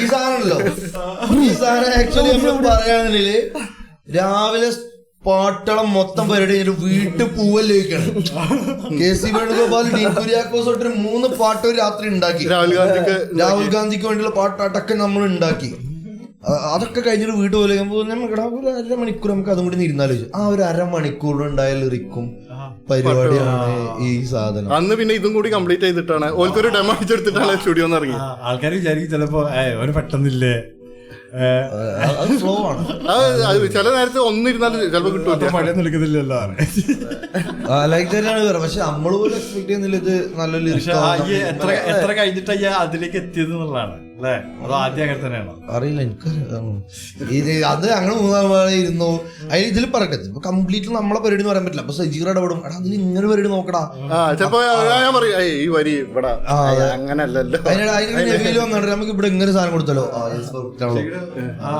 പക്ഷെ ഹുക്ലൈനാണ് ഹിറ്റ് ചെയ്തത് എന്താണ് ഒരു ഒരുമിച്ച് ക്രിയേറ്റ് ചെയ്യുന്നല്ലേ അപ്പോഴാണ് ഇപ്പം എന്റെ ഒരു കാഴ്ചപ്പാട് ഭയങ്കര രസമാണ് ഭയങ്കര രസമാണ് ഭയങ്കര നമ്മളെല്ലാരും കൂടി ചേർന്ന് ഉണ്ടാക്കിയിട്ട് നമ്മളത് കാണുമ്പോ നമുക്ക് അനുഭവിക്കുമ്പോൾ നമ്മളെല്ലാരും അങ്ങോട്ട് നോക്കുമ്പോഴേ അത് അധികം അത് എപ്പോഴും കിട്ടലെപ്പോഴല്ലേ നമ്മൾ പിന്നൊരു ആ ടൈമിലല്ല കുറച്ച് കഴിഞ്ഞിട്ട് ചിലപ്പോ ഒരാഴ്ച കഴിഞ്ഞാണ് പിന്നെ ഒന്നും കൂടി എല്ലാരും കൂടി കൂടുമ്പോ ഒന്ന് ആ പാട്ടൊന്ന് കേട്ട് വെക്കുമ്പോ അല്ല ഷാഫി ഖാന്റെ പാട്ട് നമ്മള് ശരിക്ക് വിചാരിച്ചു പോലും കേട്ടോ ഇപ്പൊ കേരളം മൊത്തം എന്താണ് നമുക്കിപ്പോ നമ്മളെ ജോലിയാണ് നമ്മൾ ആര് ഫണ്ട് ചെയ്യുന്നു അവർക്ക് വേണ്ടി നമ്മൾ പാട്ടുണ്ടാക്കും അലക്തായിട്ടാണ് ഷാഫി ഖാക്ക് ഉണ്ടാക്കിയത് ഷാഫി ഖാൻ ട്രാക്കൊക്കെ കളിച്ചു പറഞ്ഞാൽ കേരളം മൊത്തം അങ്ങോട്ട് കളിച്ചിട്ട് അവിടെ നിന്ന് ഞാൻ കോഴിക്കോടുള്ള ഒരാളെ വിളിച്ചപ്പോൾ അയാൾ അവിടെ കല്യാണ വീട്ടിലേക്ക് ഈ പാട്ട് പാടുന്നത് ആ ഒരു പാർട്ടി സോങ് ഇപ്പൊ ഷാബ്രോ അല്ലടാ ചെക്കന്റെ പേര് സാഫ് ബോയ് നമ്മളെ എന്താണ് മറ്റേ പടലടാ എന്താണ് ഇപ്പൊ ഗുരുവായൂർ അമ്പല നടയിൽ 18+ ഈ സിനിമയിലൊക്കെ അഭിനയിച്ച ചെക്കനാണ്. ഓക്കെ. അവൻ ആക്ച്വലി എന്റെ ജൂനിയർ ആയിരുന്നു കോളേജില്, ഞങ്ങള് നേരത്തെ അറിയും. അപ്പൊ സജീർ ഒരു ദിവസം എനിക്ക് ഷെയർ ചെയ്യുമ്പോൾ അവൻ പോസ്റ്റ് ചെയ്തിട്ടുണ്ട്, ഞാൻ ജീവിതത്തിൽ ആദ്യമായിട്ടാണ് ഇങ്ങനെ ഒരു ഇലക്ഷൻ സോങ് കേൾക്കുന്നത്. പിന്നെ അതിന്റെ ന്യൂസ് ഒക്കെ വന്നിരുന്നല്ലോ. ഫസ്റ്റ് അതായിരിക്കുന്ന ആള് ഇതാക്കണ കോണി കോണി റാപ്പ്, അതല്ല നമ്മള് ഫസ്റ്റ് തുടക്കം. നമ്മള് കോണി റാപ്പ് ചെയ്ത് പാടാൻ പറ്റുമോ കുറച്ചെങ്കിലും? ഓർമ്മ ഉണ്ടാവും എനിക്ക് കുറച്ച് നാടിനു കാവലു നിന്നൊരു കോണി, പേമാരിയിലും മുലയാ തോണി, തടകള് പലതത് കടന്നൊരു കോണി, മനസ്സിന്റെ മനസ്സിൽ സ്നേഹ കോണി, മലപ്പുറം മണ്ണല്ല ഞങ്ങൾക്കിത് പൊന്നല്ല, ചെങ്കൊടി നാട്ടിയാലും ചോക്കാത്ത മണ്ണല്ല, തോത്തിയാലും പോവാത്ത കറങ്ങളെ മൊത്തില്ല, ഈ മണ്ണ് ചോക്കണതോർക്കണ്ട തോന്നെ. വർഗീയ വിദ്വേഷമില്ലാത്ത നെഞ്ഞ്, അത് ചോപ്പിച്ചാലും ചോക്കാത്ത പച്ചപ്പിന്റെ കുന്ന്, ഈ വിടങ്ങൾ ഇറക്കല്ല വർഗീയ നന്ന്, പട്ടക്കൊപ്പിൽ ഭയക്കാത്ത വീരന്മാരെ മണ്ണ്, സമാധാനം നീട്ടി മന്ത് പാർലമെന്റിൽ ചെന്ന്, വാക്കിന്റെ തോക്കോണ്ട് ചെയ്തമാരെ കൊന്ന്, ഇഷ്കിന്റെ നൂലോണ്ട് കൽവാള് കൊടുത്ത്, വെറുപ്പിന്റെ കൂട്ടല്ല പഠിക്കല് തടുത്ത്, പഠിക്കല് തടുത്ത്, പഠിക്കല് തടുത്ത്. അല്ല ഇപ്പൊ മൊത്തത്തില് ഒരു മറ്റേ ഇത് ആ പാരഡി എന്നുള്ള സംഭവം മാറി വരുന്നുണ്ട്. അടുത്ത ഇലക്ഷൻ ചിലപ്പോ പാരഡി പാട്ടുകൾക്ക് മാർക്കറ്റിൽ പൊട്ടിച്ചു. അത് എന്താ പോലെ എപ്പോഴും പാരറ്റ് ഇങ്ങനെ പാടിയിട്ട് നടക്കുന്നത് ഇപ്പോഴും അല്ലേ? ഒരു മാറ്റേണ്ട അല്ലേ? ഇതിന് പൈസ മുടക്കണേ അല്ലേ? എക്സ്പെൻസ് ഉണ്ട്. ഞാൻ പറഞ്ഞു തോന്നുന്നുണ്ടോ നെക്സ്റ്റ് ഇലക്ഷന് ഇപ്പോ എന്താണ്, ഇപ്പൊ നമ്മളത് മാത്രമല്ല, ഡീൻ കുര്യാക്കോസ് ഹൈബീഡിന് വേണ്ടി എറണാകുളത്തുള്ളൊരു പയ്യൻ റാപ്പ് ചെയ്തിട്ടുണ്ട് ഈ സീസണില്, ഭയങ്കര വൈറലായിരുന്നു. സോ ഇങ്ങനത്തെ ഒരു പരിപാടി നമ്മളുടെ ഇനി വരാൻ പോകുന്ന ഇലക്ഷനിലും കാഴ്ചപ്പാടുകളിലും മറ്റും മാറ്റം വരുത്താനുള്ള സാധ്യതയല്ലേ? അതിന് ഭാഗം കഴിഞ്ഞാൽ ഒരുപാട് സന്തോഷം. ശരിക്കും മ്യൂസിക്കില് അല്ലേ റാപ്പിന് കുറച്ചും കൂടി മുൻതൂക്കം വരാൻ പോവല്ലേ? കാരണം കാര്യങ്ങൾ പറയാൻ എളുപ്പം അതാണ്, പച്ചക്ക് പറയാം കാര്യങ്ങൾ ജനങ്ങൾക്ക് പറഞ്ഞു കൊടുക്കാം റാപ്പിലാവുമ്പോ. മറ്റേത് കാവ്യാത്മകമായിട്ടൊന്നും പോകേണ്ട ആവശ്യമില്ല പറയാന്. ഇത് ഇലക്ഷൻ ആകുമ്പോ കുറച്ചും കൂടിയും റാപ്പിന് ചാൻസ് ഉണ്ട് ഒന്നും കൂടി. ശരിക്കും എന്താണ് റാപ്പേഴ്സിന് ശരിക്കും അപ്പൊ കുറച്ചും കൂടി നല്ല കാലഘട്ടമല്ലേ അവര്, അപ്പൊ നൈസല്ലേ? അത് മാത്രമല്ല, അതിൽ വേറൊരു പ്രശ്നമുണ്ട്. ഇപ്പോ നമ്മുടെ മലയാളം മെയിൻ സ്ട്രീമിലൊക്കെ ഒരുപാട് റാപ്പേഴ്സ് ഇവർ ചെയ്യുന്നുണ്ട്. അപ്പോ വിമർശനങ്ങൾ കൂടാനുള്ള സാധ്യതയും റാപ്പിനുണ്ട്. അതായത് ഒരു പൊളിറ്റിക്കൽ പാർട്ടിക്ക് വേണ്ടിയുള്ള പരിപാടിയായി, അല്ലെങ്കിൽ രാഷ്ട്രീയത്തിന് വേണ്ടി ഇത് ഉപയോഗിക്കുക എന്ന് പറയുന്നത് മേ ബി പല ഹിപ്പോപ്പ് ആർട്ടിസ്റ്റുകൾക്കും അത്രയ്ക്ക് അക്സെപ്റ്റബിൾ ആയിക്കൊണ്ടൊന്നുമില്ല എന്നാണ് എൻ്റെ ഒരു കാഴ്ചപ്പാട്. അല്ല ഇപ്പൊ അങ്ങനെയൊന്നുമല്ല. ഇപ്പൊ യേശുദാസും MG ശ്രീകുമാറൊക്കെ പാർട്ടികൾക്കും ഇവർക്കൊക്കെ പാടിയിട്ടുണ്ടല്ലോ. ഉണ്ടോ? ഉണ്ടാവല്ലോ, ഉണ്ടാവണം. ലേമന്റെ ഭാഷയിൽ ഇപ്പൊ ഇന്ത്യ പെർസ്പെക്റ്റീവിൽ നോക്കുമ്പോൾ നല്ല മ്യൂസിക്കാണല്ലോ വരുന്നത്. ആ ഒരു ഇതിലാണ്. കാരണം എന്താ വെച്ചാല് എന്താണ്, മലയാളത്തിലൊക്കെ റാപ്പ് വന്നപ്പോൾ എനിക്കൊക്കെ ആദ്യം വിചാരിക്കും മലയാളത്തിൽ റാപ്പിനൊരു കൾച്ചർ വേണ്ട. ലൈക്ക് അവിടെയൊക്കെ അങ്ങനെയല്ല, അതിനൊരു ഭയങ്കര ബാക്ക് സ്റ്റോറി ഇല്ല റാപ്പ് ശരിക്കും ഫസ്റ്റ് വരുമ്പോഴൊക്കെ. റാപ്പ് എനിക്ക് തോന്നുന്നു, ഞാൻ എന്താണ് എന്തോ ഒരു ന്യൂയോർക്ക് സിറ്റിയിൽ ആണ് തോന്നുന്നു ഒരു ദിവസം മുഴുവൻ കറണ്ട് പോയൊരു സംഭവം ഉണ്ടായി തുടങ്ങി. ഈ കറണ്ട് പോയ സംഭവം ഉണ്ടായപ്പോൾ ന്യൂയോർക്കിലാണെന്ന് എനിക്ക് ഉറപ്പില്ല, യുണൈറ്റഡ് സ്റ്റേറ്റ്സിലാണ്. കറണ്ട് പോയ സമയത്ത് അവിടുത്തെ സാധാരണക്കാരായ കുറെ ആൾക്കാർ കയറിയിട്ട് കുറെ ഷോപ്പ് കുത്തി പൊളിച്ചിട്ട് കുറെ എക്യുപ്മെന്റ്സ് എടുത്തിട്ട് പോയി. അതിൽ അവർ ഏറ്റവും കൂടുതൽ എടുത്ത എക്യുപ്മെന്റ് എന്ന് പറയുന്നത്, അല്ലെങ്കിൽ ഒരു കൊണ്ടുപോയത് സൗണ്ട് ചെയ്യാനുള്ള മൈക്കും അതുപോലെ അതിന്റെ പരിപാടികളുണ്ട്. അതാണ് ഇന്ന് വേൾഡിൽ. അന്ന് കറണ്ട് പോയില്ലായിരുന്നെങ്കിൽ ഒരു പക്ഷെ ലോകത്ത് റാപ്പ് എന്ന് പറയുന്ന ഒരു കൾച്ചർ അല്ലെങ്കിൽ ആ ഒരു പരിപാടി ഉണ്ടാവില്ലായിരുന്നു എന്ന് ഞാനിപ്പോ റീസെന്റ് ആയിട്ട് ഒരു റീൽ വീഡിയോയിലോ എന്തിലാണ് കണ്ട. ചെയ്യുന്നു. അതാണ് തുടക്കം. അതിനുശേഷമാണ് ഈ പറയുന്ന 2P കടക്കുള്ള ആൾക്കാര് അല്ലെങ്കിൽ ഒരു ഫേമസ് ആയി വരുന്നു. ഈ റാപ്പ് സാധാരണക്കാരന്റെ പരിപാടി പറയാനുള്ള ഈ സംഭവത്തിൽ നിന്നാണ് അത്ര ഈ പരിപാടി തുടങ്ങുന്നത്. പിന്നെ എന്താ വെച്ചാല് എന്താ പറയാ, പിന്നെ കുറെ ആൾക്കാർ മരിക്കുന്നുണ്ടായില്ലേ ശരിക്കും. അങ്ങോട്ടും ഇങ്ങോട്ടും ശത്രുതയും വൈരാഗ്യം ഭയങ്കര എന്താ അങ്ങോട്ടും ഇങ്ങോട്ടും യുദ്ധം പോലെ ആയിരുന്നു ശരിക്കും. ഇപ്പോഴും കേരള ഹിപ്പ് ഹോപ്പ് മൂവ്മെന്റിലും അതുണ്ട്. ബീഫ് ഉണ്ടോ അങ്ങോട്ടും ഇങ്ങോട്ടും മറ്റേ കച്ചറ ഉണ്ടാവുമല്ലോ റാപ്പേഴ്സ് തമ്മില് പോട്ടിയാവും, എന്നിട്ട് അവർ അങ്ങോട്ടും ഇങ്ങോട്ടും റാപ്പ് ചെയ്തിട്ട് നല്ല ഇപ്പൊ ഇതുണ്ട്. ഇപ്പൊ നമ്മുടെ മലബാറിന്ന് കുറെ ലാപ്സി ഇവര് കാര്യങ്ങളൊക്കെ വന്നപ്പോ ഇത് പരിപാടി ആദ്യം തുടങ്ങിയ കുറച്ച് ആൾക്കാരുണ്ടല്ലോ വേറെ സൈഡിൽ നിന്നുള്ള ആൾക്ക്. ഇത് മലബാർ കേന്ദ്രീകരിച്ച് ഇവരൊരു ഇത് അങ്ങനെ അവര് തമ്മിലൊരു ചെറിയ പ്രശ്നമുണ്ട് ഇപ്പൊ കേരളത്തില്. ആരോ ഒരാൾ പോസ്റ്റ് ഇട്ടിന്, ഞാൻ അവിടെ കണ്ട്. എന്താണ് സെപ്പറേറ്റ് ആക്കി മലബാറില് റാപ്പ് അങ്ങനെ വേറെ പാട്ടല്ല റാപ്പ്, അതാണോ അതും പറയുന്നുണ്ട്. പിന്നെ ഇത് ഇവര് മൊത്തം അടക്കി വെച്ച പോലെ മലബാർ റാപ്പ് പറഞ്ഞിട്ട് കേരളം മൊത്തം. വിദ്വേഷത്തിന്റെ കാലഘട്ടമൊക്കെ മാറാൻ പോലെ ഇനി നല്ലത് ഏതെങ്കിലും ആൾക്കാർക്ക് ഇഷ്ടപ്പെടും അല്ലേ? നല്ലത് ഏതാണെങ്കിലും ആൾക്കാർക്ക് ഇഷ്ടപ്പെടും, അത്രേ ഉള്ളൂ. പക്ഷെ എന്താ പറയാ, ശരിക്കും ഇപ്പൊ ഇവര് തമ്മിൽ അടിയൊന്നും കൂടാഞ്ഞാൽ മതിയല്ലോ. ശരിക്കും രണ്ടുപേരും അങ്ങോട്ടും ഇങ്ങോട്ടും കച്ചറുണ്ടെങ്കിൽ തന്നെ നമ്മള് എന്താ പറയാ, ലിസണർ എന്നുള്ള നിലയ്ക്ക് നല്ല മ്യൂസിക് കിട്ടൂലേ. ശരിക്കും ഹെൽത്തി ആയിട്ടുള്ള കോമ്പറ്റീഷൻ നല്ല രസമായിരിക്കും. നല്ല പാട്ടുകൾ വരുമല്ലോ അല്ലെ. ഒരു ബീഫൊക്കെ ഉണ്ടെങ്കിൽ നൈസ് അല്ലേ, ഹെൽത്തി ആയിട്ട് ഇരിക്കണം എന്നുള്ളത്. അത് അത്രേ ഉള്ളൂ കാര്യം. പോട്ടി വേണം. അല്ല അത് വേണം. അപ്പോഴാണ് തമ്മില് ഒരു വാശിമ. ഇപ്പൊ ലാലേട്ടനും മമ്മൂക്കയും പോലെ എത്ര ഒരു തമ്മിൽ നല്ല സ്നേഹത്തിലാന്ന് പറഞ്ഞാലും ഒരു തമ്മിൽ വെക്കുന്ന പരിപാടിമേലാണ് രണ്ടാളും ഒരേപോലെ നിലനിന്ന് പോണേ. റാപ്പിന്റെ മേജർ ആയിട്ടുള്ള ഒരു കാര്യമല്ല ശരിക്കും റാപ്പ് ബാറ്റില് ആണ്. അതിന്റെ ഒരു ഭാഗമല്ല അത് ശരിക്കും. രണ്ടുപേരും അങ്ങോട്ടും ഇങ്ങോട്ടും നിന്നിട്ട് റാപ്പ് ബാറ്റിൽ ചെയ്യുന്ന അതിന്റെ ഒരു മേജർ സാധനം. നമ്മളിവിടെ പരിപാടി, നമ്മളിവിടെ അങ്ങനെയല്ല പരിപാടി പോണേ. നമ്മളവിടെ നമ്മൾ സ്റ്റുഡിയോ റെക്കോർഡ് ചെയ്ത ട്രാക്കുകളൊന്നും വെച്ചിട്ട് അല്ലെങ്കിൽ അതിന്റെ ലൈവ് കൺസേർട്ട് പരിപാടികളെ ശരിക്കും റണ്ണാവുന്നുള്ളതാണ് ഞാൻ വിശ്വസിക്കുന്നത്. അത് ചെന്നൈ, മുംബൈ അതൊക്കെ അല്ലെ, അതൊക്കെ ബിൽഡിങ്ങുകളുടെ അണ്ടർഗ്രൗണ്ടില് ഇതേപോലെ ഗ്യാങ്, ഈവൻ പോലീസൊക്കെ അറിയാതെ ഇപ്പൊ നമ്മൾ ഗ്രാഫിറ്റി ചെയ്യുക അങ്ങനത്തെ പറയുന്നില്ലേ, അതേപോലെ എന്നിട്ട് റാപ്പ് ബാറ്റിൽസ് സ്റ്റിൽ നടന്നു. ഗല്ലി പോയി അതിന്റെ ഏറ്റവും ഉദാഹരണല്ലേ ബാംഗ്ലൂര് ഉണ്ടായിരുന്നു. ഈ നല്ല പിന്നെ ഏതെങ്കിലും ബിൽഡിങ്ങിന്റെ അണ്ടർഗ്രൗണ്ടിലേക്കാരം ഇതില് പാർക്കിംഗ് ഏരിയയിലൊക്കെ വെച്ചിട്ട് കുറച്ചൊരു 10-30 ആൾക്കാരെ ഉണ്ടാവുള്ളൂ, ഓഡിയൻസും എല്ലാവരുമായിട്ട്. രസമാണ് പരിപാടി. അത് പറഞ്ഞാല് 2 ടീം ഉണ്ടാവും. അവര് തമ്മില് ആരാണ് ക്യാമൻ എന്നുള്ള രീതിയിലുള്ള സംഭവം ഫാസ്റ്റ് ആയിട്ട് ചില സെഷൻ ഭയങ്കര ഫാസ്റ്റ്, ആരാ കൂടുതൽ ഫാസ്റ്റ്, എങ്ങനെ ജയിക്കണം തോൽക്കണം എങ്ങനെ തീരുമാനിക്കും. Questioning answer. അത് പിന്നെ ജയിക്കല് തോൽക്കല് അങ്ങനൊന്നും ഇല്ല.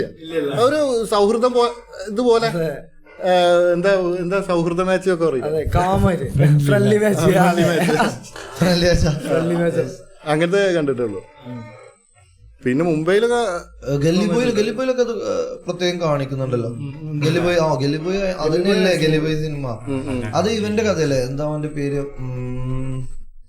വൈബ് ഒക്കെ ചെയ്ത ആള്, കാം ബച്ചേസെ ആ സാധനം ചെയ്ത ഓനെ റാം നാം ഹത്യ ഹെ. ഹെൽത്തി ആയിട്ടുള്ള രീതിയിലാണെങ്കിൽ അത് നല്ല രസമായിരിക്കും. വന്നിട്ട് രണ്ടുപേരും സ്റ്റേജിലൊക്കെ വന്നിട്ട് അങ്ങോട്ടും സാധനമല്ല അത്. ഓഡിയൻസിന് മൈക്ക് ഡ്രോപ്പ് ഒക്കെ ചെയ്യുന്ന മൊമെന്റ്സ് ഉണ്ടാവുന്ന സാധനമാണത്. എന്താ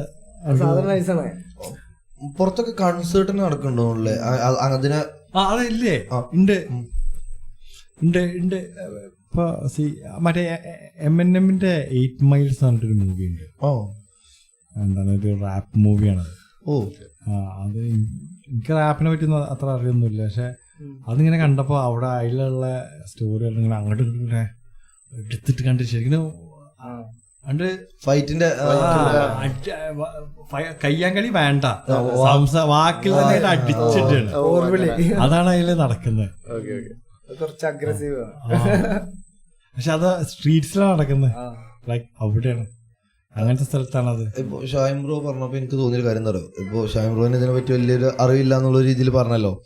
എനിക്ക് തോന്നുന്നത് വെച്ചാല് ഇപ്പൊ നമ്മുടെ മലബാറിലാണെങ്കിലും കേരളത്തിലാണെങ്കിലും എവിടെയാണെങ്കിലും ഇപ്പൊ നടന്നുകൊണ്ടിരിക്കുന്ന പറഞ്ഞു കഴിഞ്ഞാല് നത്തിങ് അബൌട്ട് അറിവ്. എനിക്കൊരു മ്യൂസിക് ഉണ്ടാക്കണം, എനിക്ക് എന്തെങ്കിലും പറയണം, അല്ലെങ്കിൽ എനിക്ക് പാടണം എന്നുള്ള ആഗ്രഹത്തിന് ഒന്നും കൂടി പ്ലാറ്റ്ഫോം കിട്ടുന്ന ഒരു കാലഘട്ടത്തിലാണ് നമ്മളൊക്കെ ജീവിതം. അല്ലെങ്കിൽ ഞാനും നബീലും പോലുള്ള ആളുകളൊന്നും വെപ്പി അല്ലെ ജനിച്ചോളുന്ന, അല്ലെങ്കിൽ ഇങ്ങനത്തെ കലയുമായി ബന്ധപ്പെട്ട് നമ്മളൊന്നും എത്തിക്കൊള്ളുന്നില്ല. നമുക്ക് എന്ത് ചെയ്യാൻ തോന്നുന്നു നമ്മളത് ചെയ്യുന്നു. കുറെ കലാകാരന്മാർ ഇഷ്ടപ്പെടാത്ത ജോലിയൊക്കെ ചെയ്തിട്ട് പിന്നെ നമുക്കൊക്കെ അറിവും കുറവാണ്. സിൻസിയറായി സത്യമായിട്ട് പറയുകയാണെന്നുണ്ടെങ്കിൽ ഈ പൂവായിട്ട് ബന്ധപ്പെട്ടാണെങ്കിലും വേറെ പല കാര്യങ്ങളാണെങ്കിലും അറിവൊക്കെ വളരെ കുറവാണ്. ലൈക്കായി നമ്മൾ ചെയ്യാം. ഇപ്പൊ നിങ്ങളെ ഇതേമാതിരി ഞാൻ ഒരു മലയാളി ഒരു ചെക്കന്മാർ നടത്തുന്ന ഒരു പോഡ്കാസ്റ്റ് തന്നെ ഞാൻ കേട്ടിട്ടുണ്ട്. ആൾക്കാർ ഒരാളെ ജഡ്ജ് ചെയ്യുന്ന എങ്ങനെയല്ല, അയാള് ഒരു ലുങ്കിയും ടീഷർട്ട് ഇട്ടുകൊണ്ട് അല്ലെങ്കിൽ ഷർട്ട് ഇട്ടിട്ട് അയാൾ വന്ന് അയാൾക്കൊന്നും ഹിപ്പ് ഹോപ്പ് അറിയണ്ടാവില്ല, റാപ്പർമാരെ അറിയണ്ടാവില്ല, ഇവരൊന്നും അറിയില്ല. നമ്മൾ ജഡ്ജ് ചെയ്യുന്നിടത്തുള്ളൊരു ഇതേ. ബട്ട് അവർക്ക് മേ ബി നമ്മളെ കാട്ടിയൊക്കെ എത്രയോ വൺ ലെവൽ. അപ്പൊ ആൾക്കാരെ ജഡ്ജ് ചെയ്യുന്നിടത്തും അയ്യോ ഞാൻ ഞെട്ടിപ്പോയത് നിങ്ങളൊക്കെ ഇവിടെ റാപ്പ് ഹെവി ആയിട്ട് ഇറക്കിയാണല്ലോ. എന്താണിത് എവിടെയും ഭയങ്കര കൾച്ചർ ഭയങ്കര സ്ട്രോങ് ആയിട്ട് വരുന്നുണ്ടല്ലോ.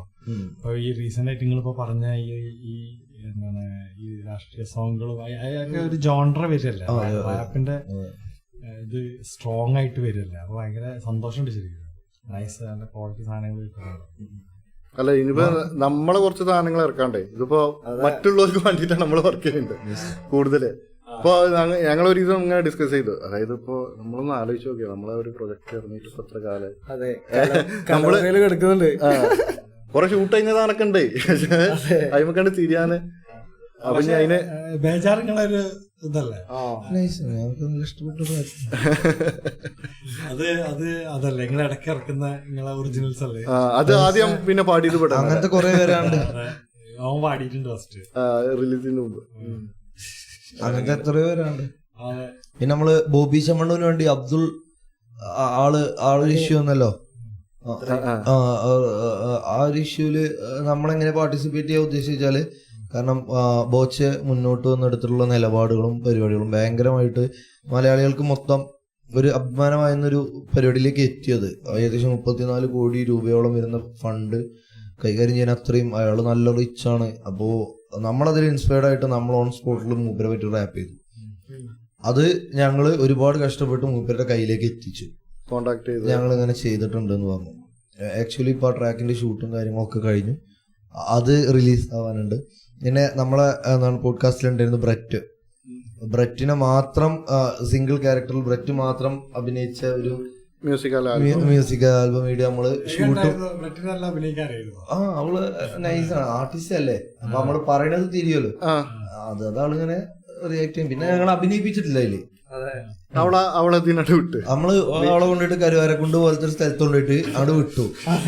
നിനക്ക് എന്താ എന്നിട്ട് ഒരു മലയുടെ മണ്ടേക്കുള്ള റോഡ് കൂടെ അവളോട് വിട്ടു. എന്നിട്ട് പറഞ്ഞ അങ്ങനെ നടന്നു. എന്നിട്ട് ഇങ്ങനെ ആസ്വദിച്ചു. നമ്മൾ ഇങ്ങനെ എന്നിട്ട് ഓളെ ചിലപ്പോ ഓള് ബാക്കിലാവും, നമ്മള് ഫ്രണ്ടിലാവും, ചിലപ്പോ ഓള് ഫ്രണ്ടിലാവും, നമ്മള് ബാക്കിലാവും, അങ്ങനെ അങ്ങനെ അല്ലെ.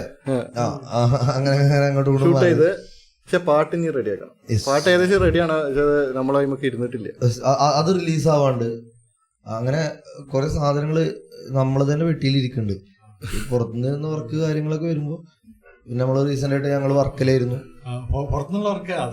വർക്കല് മിഥുൻ ജയരാജ് മിഥുനേട്ടൻ പാടിയ ഒരു പാട്ടാണ് അത്. സൈൻ ലാബ് എന്ന് പറഞ്ഞിട്ട് ഇപ്പോ നമ്മളെ ഖാലിദ് റഹ്മാൻ സംവിധാനം ചെയ്തുകൊണ്ടിരിക്കുന്ന പുതിയ ബോക്സിംഗ് പടത്തില് ഖാലിദ് ഖാന്റെ അസിസ്റ്റന്റ് ആയിട്ട് വർക്ക് ചെയ്യാണ് സൈനു ആണ് ഡയറക്ട് ചെയ്തത്. പിന്നെ ഇനി നമ്മളത് അടുത്ത വരാൻ പോകുന്ന പ്രൊജക്ട്സ് ആണെങ്കിലും മിഥുനേട്ടനെ വെച്ചുള്ള പ്രൊജക്ട് വരുന്നുണ്ട്. പിന്നെ ആക്ച്വലി നമ്മൾ മെയിൻ സ്ട്രീമിൽ മലയാളം സിനിമയിൽ നായികയായി നിൽക്കുന്ന ഒരു പെൺകുട്ടിയെ, ഒരു ആർട്ടിസ്റ്റിനെ നായികയാക്കിക്കൊണ്ടുള്ള ഒരു പ്രൊജക്ട് നമ്മളുടെ അണിയറയിൽ പണി നടന്നുകൊണ്ടിരിക്കുകയാണ്. അങ്ങനെ ഇതിന്റെ ഇടയിലാണ് നമ്മള് ഈ പറയുന്ന പോലെ. പിന്നെ മാത്രല്ല നമ്മളത് വേറെയും ഒരുപാടുണ്ട് അങ്ങനത്തെ ഒക്കെ പേരും അല്ലെ, കൊറേ ഉണ്ട് പറഞ്ഞല്ലേ, ഒക്കെ പാടെ പേരുണ്ട്. അതാണ് ടൈം ആകുമ്പോ വരും. അതെ, ടൈം ഭയങ്കര ഇഷ്യൂ മുതല്. അങ്ങനെ ഒരു കാര്യം ഉണ്ടല്ലോ, ആർട്ടിസ്റ്റുകളെ പെർസ്പെക്റ്റീവ് എപ്പോഴും എനിക്ക് എന്താ പറയാ വേറെ പെർസ്പെക്റ്റീവ് ആയിട്ട് ലോകത്തിലെ കാണുന്നത്.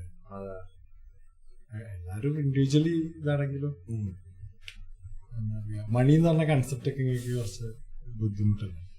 അതുണ്ടാവും, നല്ലോണം ശരിക്കും നിങ്ങളെ അതിനെപ്പറ്റി അങ്ങനെ അതങ്ങനെ ചിന്തിക്കണോണ്ടായിരിക്കും അത്. ആ മാനേജ്മെന്റ് കുറച്ച് പാടാ. മാനേജ്മെന്റ് മാത്രമല്ല, പലപ്പോഴും നമ്മൾ അർഹിക്കുന്ന എമൗണ്ടും നമ്മൾക്ക് കിട്ടില്ല. പിന്നെ നമുക്ക് എന്താ വെച്ചാൽ നമുക്ക് നമ്മളെ ജോലി ചെയ്യുക, നമ്മുടെ മാർക്കറ്റിൽ നമ്മൾ നിലനിൽക്കുക എന്നുള്ളതായിരിക്കും പലപ്പോഴും നമ്മുടെ ലക്ഷ്യം. സോ നമ്മൾ വർക്ക് ചെയ്തുകൊണ്ടേയിരിക്കും. പിന്നെ നമ്മൾ ഇഷ്ടപ്പെട്ടിട്ട് അത് ചെയ്യുന്നത്. അപ്പൊ നമുക്ക് ഇഷ്ടമാണെങ്കിൽ നമ്മൾ പൈസ കിട്ടണതൊന്നും ചിലപ്പോൾ നോക്കൂല. ചിലപ്പോൾ നമ്മുടെ മുന്നിൽ വരുന്ന ഒരു കലാകാരനാണെങ്കിൽ അതെന്താണ് ആളെ കയ്യിലുള്ള പൈസ ഇത് നോക്കിയിട്ടാവില്ല നമ്മൾ ചിലപ്പോൾ വർക്ക് ചെയ്യുക. പക്ക നമ്മളൊരു സാമ്പത്തികമായിട്ടുള്ള ഇതായിട്ട് നമ്മൾ ഈ പരിപാടിനെ പലപ്പോഴും കാണൂല. അത് ഞാനൊക്കെ കുറച്ചേരം സംസാരിക്കേ. അത് ശരിക്കും നിങ്ങളെ സർവൈവലിനെ ബാധിക്കൂല്ലേ എന്നുള്ള സാധനമുണ്ട്. ആൾക്കാര് ഭയങ്കരമായിട്ട് അത് മുതലെടുക്കാൻ സാധ്യതയില്ലേ? മുതലെടുക്കുന്നുണ്ട്. ചിലത് നമുക്ക് കുറച്ചേരം ഒരു പുതിയ ക്ലയന്റിനോട് നമുക്കൊരു 10 മിനിറ്റ് സംസാരിച്ചാലും മനസ്സിലാവും ഇവന്റെ പണി എന്താ, ഇവൻ എന്താണ് വരുമാനം, ഇവനെ കൊണ്ട് ഞാൻ ഇത്ര പറഞ്ഞാലും അവനെ കൊണ്ട് കഴിയോ ഒക്കെ നോക്കും. നമ്മള് മനുഷ്യന്മാരല്ലേ, അപ്പൊ ചിലപ്പോ അത് നോക്കും. പിന്നെ നോക്കണ്ട എന്നുള്ളടത്ത് നമ്മൾ നോക്കൂല, അത്രേ ഉള്ളൂ. പക്ഷെ നമുക്ക് കുറച്ചേരം സംസാരിക്കുമ്പോൾ തന്നെ മനസ്സിലാവും. നമുക്ക് വർക്ക് ഇഷ്ടമാണ്. എന്നാ പിന്നെ നല്ല സംഭവമാണെങ്കിൽ പിന്നെ നമ്മള് ഓക്കെ ചെയ്യാ, അത്രേ ഉള്ളൂ. ഒരു പാട്ട് പഠിക്കുന്ന അവസ്ഥ വൈബ് ചേഞ്ച് കുറച്ച് സീരിയസ് ആയ അല്ലേ, നമ്മൾ കുറച്ച് സീരിയസ് ആയ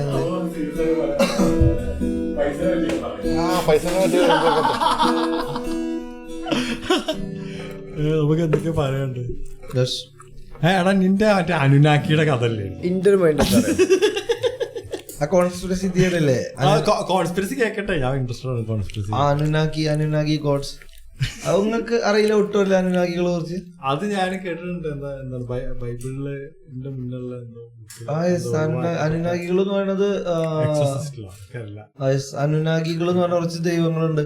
ഇപ്പോ ഈവൺ ഈ തേർഡ് ഐ ഇതൊക്കെ അതിന്റെ ഭാഗമാണെന്നാണ് പറയപ്പെടുന്നത്. മാത്രമല്ല അവരുടെ ഗോഡ്സ് ദൈവങ്ങൾ എന്ന് പറയപ്പെടുന്ന ആളുകള് മൃഗത്തിന്റെ തല മനുഷ്യന്റെ ഉടല്, അതുവരെ പക്ഷികളുടെ തല മനുഷ്യന്റെ ഉടല്, അങ്ങനത്തെ ഒക്കെ ദൈവങ്ങളുണ്ടായിരുന്നു. അവര് ഭൂമിയിലേക്ക് വന്നു. അവര് അബൌട്ട് ഒരു 1000 വർഷവും എത്ര വർഷം അവരുടെ ജീവിച്ചു. പിന്നെ അവരെന്താ കുരങ്ങന്മാരും അവരുടെ ചിത്രങ്ങളില് സുമേറിയൻ സംസ്കാരമാണത് തോന്നുന്നുണ്ട്. സുമേറിയ സംസ്കാരത്തിലാണ് ഈ അനുനാഗി ദൈവങ്ങളില് അവര് ചുമർ ചിത്രങ്ങൾ വരച്ചിട്ട് ഈ ചുമർ ചിത്രങ്ങളില് അവര് കാണിക്കുന്നുണ്ടെന്ന് പറയുന്നത്. അതായത് പക്ഷെ ഇതേ സംഭവം എല്ലാ മതത്തിലും പറഞ്ഞിട്ടുണ്ട്. ആദമിന്റെ എന്താണ് വാരിയൽ എന്നാണോ അല്ല അല്ലെ വാരിയല്, അതേപോലെ ബ്രഹ്മാവ് പുരുഷന്റെ നട്ടിൽ നിന്നാണ് സ്ത്രീ ഉണ്ടാക്കിയത്, സ്ത്രീയുടെ നട്ടിൽ നിന്ന് പുരുഷൻ ഉണ്ടാക്കി അല്ലെ, അതുണ്ട്. ഇതിന്റെ കുറച്ചും കൂടി എന്താണ് മുന്നോട്ടുള്ള രീതിയിലാണ് ഇതിലുള്ളത്. അതായത് ഈ നട്ടെല്ല് എന്ന് പറയുമ്പോൾ ഈ സ്പൈനൽ കോഡ് അല്ലെങ്കിൽ സിസ്റ്റം എന്നൊക്കെ ഉദ്ദേശിക്കുന്നുണ്ട്, അല്ലെങ്കിൽ DNA കുറച്ചും കൂടി പെർഫെക്റ്റ് ആയിട്ട് DNA സർജറി നടത്താൻ പറ്റുന്ന ഒരു ഇത് എന്നൊക്കെയാണല്ലോ പറയപ്പെടുന്നത് നട്ടെല്ല്. അനുനാഗി കോഡ്സിൽ എനിക്ക് തോന്നുന്നത് അവര് ചെയ്തതെന്ന് വെച്ചാല് കുരങ്ങനും ഇത് തമ്മില് DNA സർജറി നടത്തിയതിന്റെ ചുമർ ചിത്രങ്ങള് സയന്റിസ്റ്റുകൾക്ക് ലഭിച്ചു എന്നാ പറയണത്. ജനറ്റിക്കലി മാറ്റി മനുഷ്യന്മാരാക്കി. അതിനുശേഷം അവരെന്ത് ചോദിച്ചാൽ അവരിവിടുന്ന് പോയില്ല. അതിന് കാരണം പറയണത് ഗോൾഡ് ആണ്. അതായത് അവർക്ക് സർവൈവ് ചെയ്യാൻ അവർ എക്സ്ട്രാ ടെറസ്ട്രിയലാണല്ലോ, ഓർക്ക് സർവൈവ് ചെയ്യണമെങ്കിൽ ഗോൾഡ് എന്ന് പറഞ്ഞ എലമെന്റ് വേണം. അത് നമ്മള് സാധാ കാണുന്ന ഗോൾഡ് അല്ല. നമ്മളെ കടലില്ലേ, കടലിലെ വെള്ളത്തിലോ കടലിലേക്ക് ഉൾക്കൊണ്ടിട്ടുള്ള അല്ലെങ്കിൽ മണലിലേക്ക് ഉൾക്കൊണ്ടുള്ള അങ്ങനെ എന്തൊക്കെയോ പരിപാടികളാണ്. അത് എടുക്കാനോ അല്ലെങ്കിൽ ഗോൾഡ് എടുക്കാനുള്ള ഇത് മനുഷ്യന് പഠിപ്പിച്ച് അവർ 1000 വർഷം ഇവരെങ്ങനെ ജീവിക്കണ്ട്, ഇവരിൽ ആരൊക്കെയാണ് വലിയ ആൾക്കാർ, ആരൊക്കെ ചെറിയ ആൾക്കാർ, എങ്ങനെയൊക്കെ ടീം എന്നൊക്കെ ഉള്ള തീരുമാനിച്ചിട്ട് ഇവരുടേതായ രഹസ്യങ്ങൾ അടങ്ങുന്ന തന്ത്രങ്ങള് ഇപ്പോ 10 കൽപ്പനകളൊക്കെ പറയുന്നില്ലേ.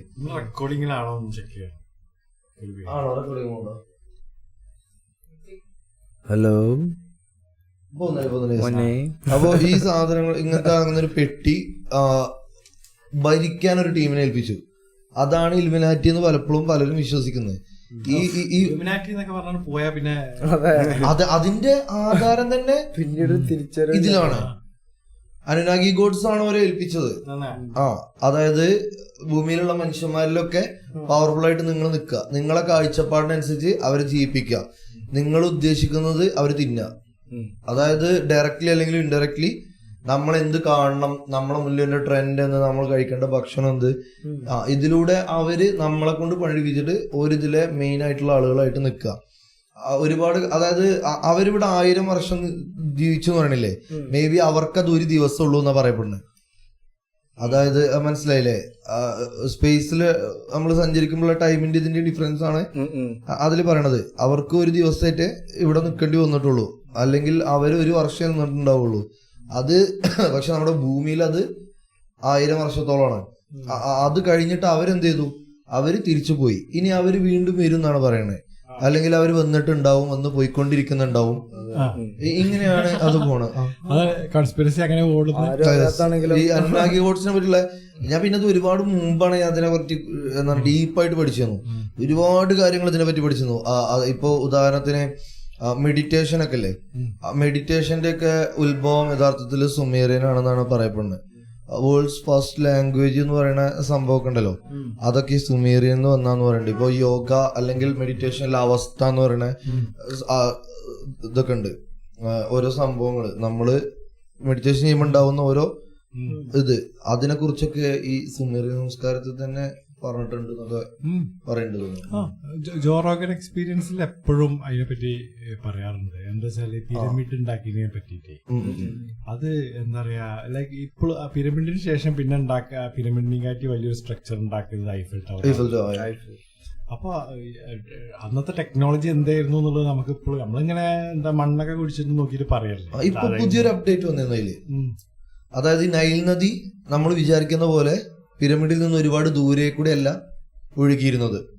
ഇപ്പൊ സയന്റിസ്റ്റുകൾ സാറ്റലൈറ്റ് യൂസ് ചെയ്തിട്ട് ഭൂമിന്റെ ഘടന എടുത്തു നോക്കിയപ്പോ അവർക്ക് തോന്നുന്നത് എന്താ വെച്ച് കഴിഞ്ഞാൽ അവർ കണ്ടെത്തിയത് നൈൽ നദിയുടെ ഒരു കൈവഴിയായിട്ടുള്ള ഒരു നദി ഈ പിരമിഡുകളുടെ പരിസരത്തിലൂടെ ഒഴുകിപ്പോയിരുന്നു.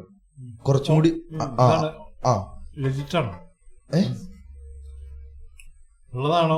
യെസ്, അതിപ്പോ പ്രൂവ് ചെയ്തു. എനിക്ക് തോന്നുന്നു കഴിഞ്ഞ മാസമായിട്ടാണ് അതിന്റെ ഇത് വന്നത്, പുറത്തു വന്നത്. സയന്റിസ്റ്റുകൾ കണ്ടെത്തിട്ട് ഈ എന്താണ് ഈ ഇതിലൂടെയാണ് ഇവർ ഈ ബ്ലോക്സ് ഓടുന്നത്. അതുകൊണ്ടാണ് നമ്മൾ ചിന്തിക്കുന്നതിനേക്കാൾ കുറച്ചും കൂടി ഈസി ആയിരിക്കണം മേ ബി. പക്ഷെ എന്നാലും അങ്ങനത്തെ നിർമ്മിതിയാണത്. അതെ, എന്നാലും എനിക്ക് എന്നാലും എന്നുള്ളൊരു ഇതില്ല ടൈം ചെയ്യടാ, ചെയ്യാൻ കഴിയും, നമ്മൾ എന്തെല്ലാം ചെയ്തിട്ടുണ്ട്. പക്ഷെ അതിന്റെ ശേഷം അവരെ ഇതുണ്ടല്ലോ, ആ ഇതെന്താ കിങ്ഡം ഇതൊക്കെ ഉണ്ട് ഇല്ലാതായല്ലോ. അപ്പോ അതിന്റെ രേഖകളും കാര്യങ്ങളും അതെങ്ങനെ ഉണ്ടാക്കി അതിന്റെ അറിവുള്ളവരൊക്കെ ഇല്ലാതായിട്ടുണ്ടാവും. പിന്നെ നമുക്ക് പിന്നെ ഇത് കാണുമ്പോ പിന്നെ കുറെ കാലം അത് മണ്ണിലൊക്കെ ആയിരുന്നല്ലോ, മൂടി കിടക്കേണ്ട കുറെ സാധനം ഉണ്ടായിരുന്നല്ലോ. അപ്പോ അതൊക്കെ പിന്നെ ആൾക്കാർ എടുത്തതാണ് കിട്ടിയത്. അപ്പോ അതൊരു ആർക്കും അറിയില്ല. അപ്പൊ നമുക്ക് ഭയങ്കര അത്ഭുതകാരം. പിന്നെ പ്രളയം വന്നു, ടെക്നോളജി ഉണ്ടാവും. പ്രളയത്തിനെ പറ്റി പറയണ്ട. അതിന് മുന്നിലൊരു പ്രതിമല്ലേ, മനുഷ്യന്റെ മുഖവും സിംഹത്തിന്റെ ഉടലുമായിട്ടുള്ള ഈ പ്രതിമേന്റെ സൈഡിലൂടെ ഉണ്ടായിരുന്ന ചെറിയ ചെറിയ സ്ട്രക്ചറുകൾ ആദ്യം വിചാരിച്ചിരുന്നത് ഇത് ഉണ്ടാക്കിയപ്പോ തൊട്ടുള്ളതാ. പിന്നീട് സയന്റിഫിക്കലി നല്ല പഠനം നടത്തിയപ്പോഴാണ് മനസ്സിലാവണേ ഇതിന്റെ ഈ സൈഡിൽ കൂടെ വെള്ളം ഒഴുകി പോയിട്ട് ഉണ്ടായ അടയാളങ്ങളാണ് ഇതിലുള്ളത്. അപ്പോ നല്ലൊരു പ്രളയം പിരമിഡിനും അല്ലെങ്കിൽ ഈജിപ്തിനും മുഴുവൻ ഉണ്ടായിട്ടുണ്ട്. അത് ശ്രദ്ധിച്ചിട്ടില്ലേ, നമ്മളെ ഈ പഴയ എല്ലാവിധ റിലീജിയസ് ടെക്സ്റ്റിലും ഇതിനെ പറ്റി പറയുന്നുണ്ടല്ലോ. പ്രളയം, നോഹയുടെ പേടകം വന്ന പ്രളയം ഞാൻ റിലേറ്റ് ചെയ്ത് പെട്ടെന്ന് അതിനെയാണ്. നോഹയുടെ പേടകം പറയുന്നുണ്ട്. പിന്നെ എന്താണ് മറ്റേ മഹാഭാരതത്തിലും ഇല്ലേ ഒരു പ്രളയം വന്നിട്ട് എല്ലാ ഞാൻ വിശ്വസിക്കുന്നുണ്ടല്ലോ എല്ലാം ഒന്നാണ്, എല്ലാത്തിലും പറയണ ഒരേ കാര്യങ്ങളാണ്. അത്രേ ഉള്ളൂ. എല്ലാത്തിലും ഏകദേശം ഒരേ പരിപാടികൾ തന്നെ പറയണത്. കൽക്കി എന്താണ് ഇപ്പൊ ചാത്തൻ, ചെകുത്താന്, സേത്താൻ. ഞാൻ സിമ്പിളായിട്ട് സാധനം പറയാം. ഇത് ഇവിടുന്ന് ഒരു ടീം ഇങ്ങനെ, ഒരു ടീം ഇങ്ങനെ, ഒരു ടീം ഇങ്ങനെ, ഒരു ടീം അങ്ങനെ പോയി, ഇങ്ങനെ പോയി. എല്ലാം ഒന്നിക്കാണ് പോയത് അല്ലെങ്കിൽ ഒന്നാണ് വന്നത്. ഞാൻ ചോദിച്ചേക്കട്ടെ, ഇപ്പൊ ഇവിടെ ഒരു ചെറിയ ഇതേപോലെ ഒരു പ്രളയം വരികയാണ്, നമ്മള് എന്താണ് ഒരു മരുഭൂമിയിൽ ഒറ്റപ്പെടുക, അല്ലെങ്കിൽ മലപ്പുറത്ത് നമ്മൾ കുറച്ച് ആൾക്കാർ ഒറ്റപ്പെടുക, അങ്ങനെ കുറെ ആൾക്കാർ പോയി, അങ്ങനെ കുറച്ച് ആൾക്കാർ സർവൈവ് ചെയ്തു. പിന്നെ നമ്മൾ ബാക്ക് ടു ഈ ടെക്നോളജി ഒക്കെ എത്താൻ എത്ര സമയം എടുക്കും? ഒരുപാട് സമയം. അതായിരിക്കല്ലേ മേ ബി സംഭവിക്കുന്നത്. എന്ന് ആലോചിച്ച് നോക്കി. കാരണം എന്താ വെച്ചാൽ ഇപ്പൊ എനിക്ക് ഫോൺ ഉണ്ടാക്കാൻ പറ്റുമോ? നമുക്ക് അറിയില്ലല്ലോ. ഫോൺ ഉണ്ടാക്കേണ്ട ആള് അറിയേണ്ട ആള് മരിച്ചു. അപ്പൊ എന്ത് ചെയ്യോ നമ്മള്? പിന്നെ കൊറേ സാധനങ്ങൾ നമുക്ക് ഉണ്ടാക്കാൻ അറിയില്ലല്ലോ. നമുക്ക് ഉണ്ടാക്കാൻ അറിയില്ലല്ലോ, നമുക്ക് ഉണ്ടാക്കാൻ പറ്റുള്ളൂ. അങ്ങനെ ആവാം, കാരണം അങ്ങനെ ആവാൻ സാധ്യതയുള്ളൂ. മുൻപത്തെ ടെക്നോളജി ചിലപ്പോൾ നമ്മളെക്കാട്ട് അഡ്വാൻസ്ഡ് എല്ലാം നമുക്ക് ഉറപ്പിക്കാനൊന്നും പറ്റില്ലല്ലോ. അതിന്റെ തെളിവുകൾ ബാക്കിയായിട്ടുണ്ടാവില്ല. അതാണ് പിന്നെ വേറൊരു കാര്യം കേട്ടോ. ഇപ്പൊ ഈ ഡൈനോസറിന്റെ ഒക്കെ ഇത് എന്ത് റയറാണ് ഈ തെളിവ് കിട്ടാന്നുള്ളത്. അപ്പൊ ഡൈനോസറിന്റെ ഒക്കെ എല്ല് എന്ന് പറഞ്ഞാൽ ആകെ 100 എമ്പണ്ണൊക്കെ കിട്ടിയിട്ടുള്ളൂ. അപ്പൊ ഇത് എത്ര 60 ബില്യനൊക്കെ ഉണ്ടായിരുന്നല്ലോ, 600 ബില്യനൊക്കെ ജീവിച്ചിരുന്നു. അതിന് എമ്പണ്ണൊക്കെ കിട്ടിയിട്ടുള്ളൂ. എത്ര റയറായിട്ടാണ് അത് കിട്ടുക എന്നുള്ളതാണ്. ഭൂമിന്റെ അടിയിൽ എല്ലാവരും പോയാൽ കിട്ടൂല. റയറായിട്ട് അങ്ങനെ അപ്പൊ വലിയ എന്തോ സംഭവം നടന്നിട്ടുണ്ട്. ടോട്ടൽ മൂടി നമുക്കറിയില്ല, അപ്പോഴേ കിട്ടുള്ളൂ. അത് റയറാണ് സംഭവം. ഉൽക്കകളൊന്നും ഉണ്ടല്ലേ ഡൈനോസേഴ്സ് വെച്ച് എന്ന് പറയപ്പെടുന്നത്. നമ്മളിപ്പോ എങ്ങോട്ടൊക്കെ പോകും. ഇവിടുന്ന് വിട്ടു നമ്മള്. നമുക്ക് ഇവിടെ നിന്ന് വേണ്ട അല്ലേ?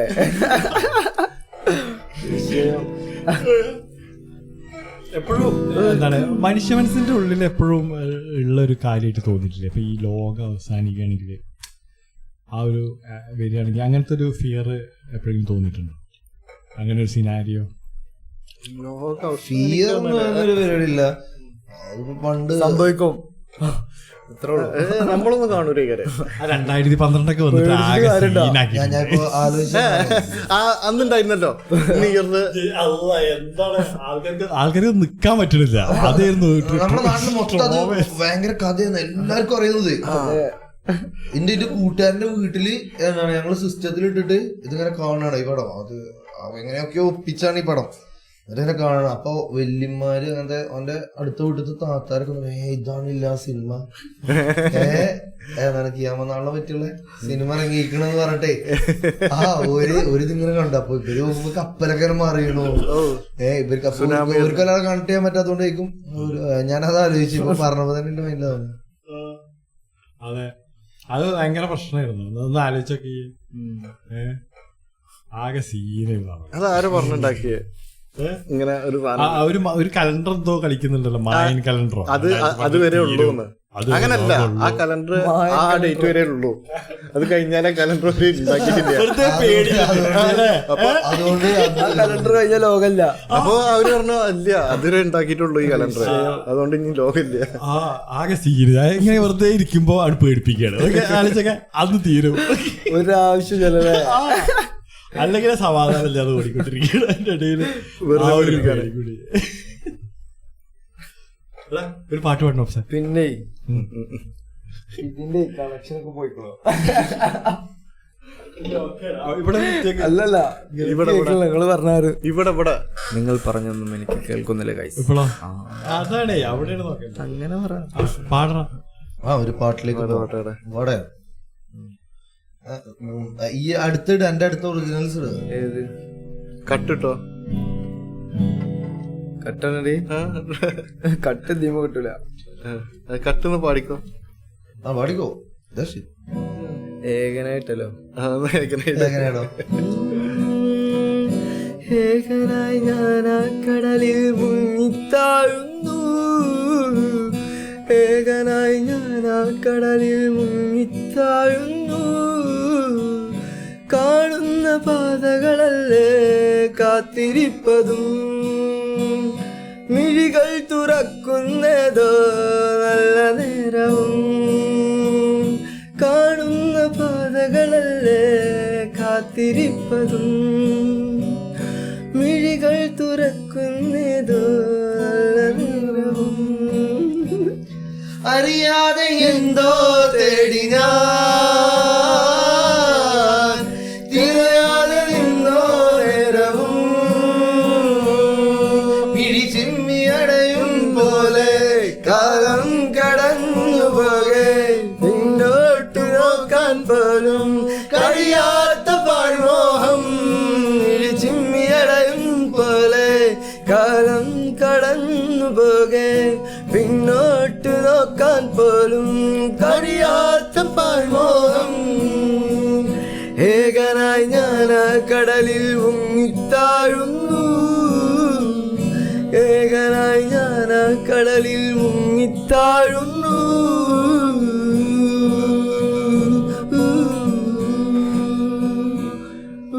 നല്ലട്ടോ. ആക്ച്വലി നമ്മൾ ടെമ്പോ നോക്കി എന്തൊക്കെ മാറ്റം കൊണ്ട് തോന്നുന്നു. അവന്റെ ഒറിജിനൽ മിഷനിലാക്കാൻ ഒരു അടിപൊളി സാധനം. പക്ഷെ ഇതിങ്ങനല്ല, ഇതിങ്ങനല്ല,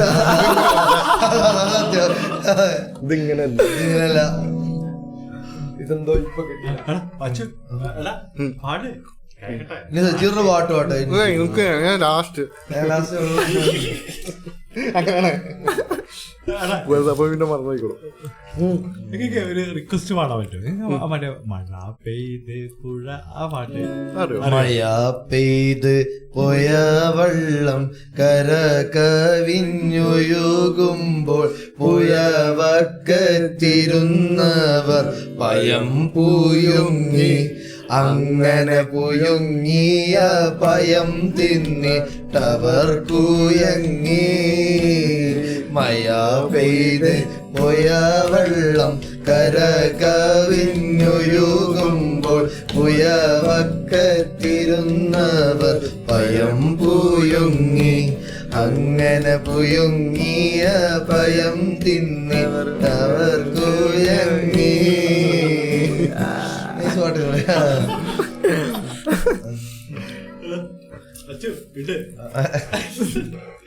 ഏതാണ് നല്ല ടെൻഷനാണ് എനിക്ക് അങ്ങനെ കിട്ടൂല. പാട്ടോടെ പറഞ്ഞാൽ എനിക്ക് അങ്ങനെ ഇടാൻ കഴിയില്ല. ശരിക്കും എന്താണ് മ്യൂസിക് ക്രിയേഷനിലുള്ള എനിക്ക് എപ്പോഴും ഉണ്ടാവുന്ന ഡൗട്ടാണ്. എന്താ വെച്ചാൽ ആൾക്കാര് അത്രയും മ്യൂസിക് ആൾക്കാർ കേട്ടിട്ടില്ലേ? അപ്പോ എന്താ ഇത്രയും മ്യൂസിക് നിങ്ങൾ കേട്ടിട്ട് അപ്പോ അതിലേതെങ്കിലും ഒന്ന് തന്നെ ആവൂലേ നിങ്ങൾക്ക് ഇൻസ്പയർഡ് ആയിട്ട് വരിക എന്നുള്ളത്? അപ്പൊ ആൾക്കാർ പറയാത് എന്താണ് അങ്ങനെ കോപ്പി അടിച്ചാന്നൊക്കെ പറയാണ്ട് ഇടയ്ക്ക് പറയുമ്പോ ചിലപ്പോ അങ്ങനെ ഒന്നാണെങ്കിലോ കോപ്പി അടിച്ചൊരു പാട്ട് എടുത്തരാം. കോപ്പി അടിച്ചാ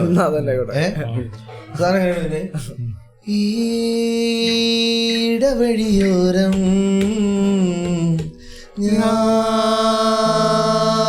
നീ വരുവോളം നീർമഞ്ഞായി പൊഴിയും ഈ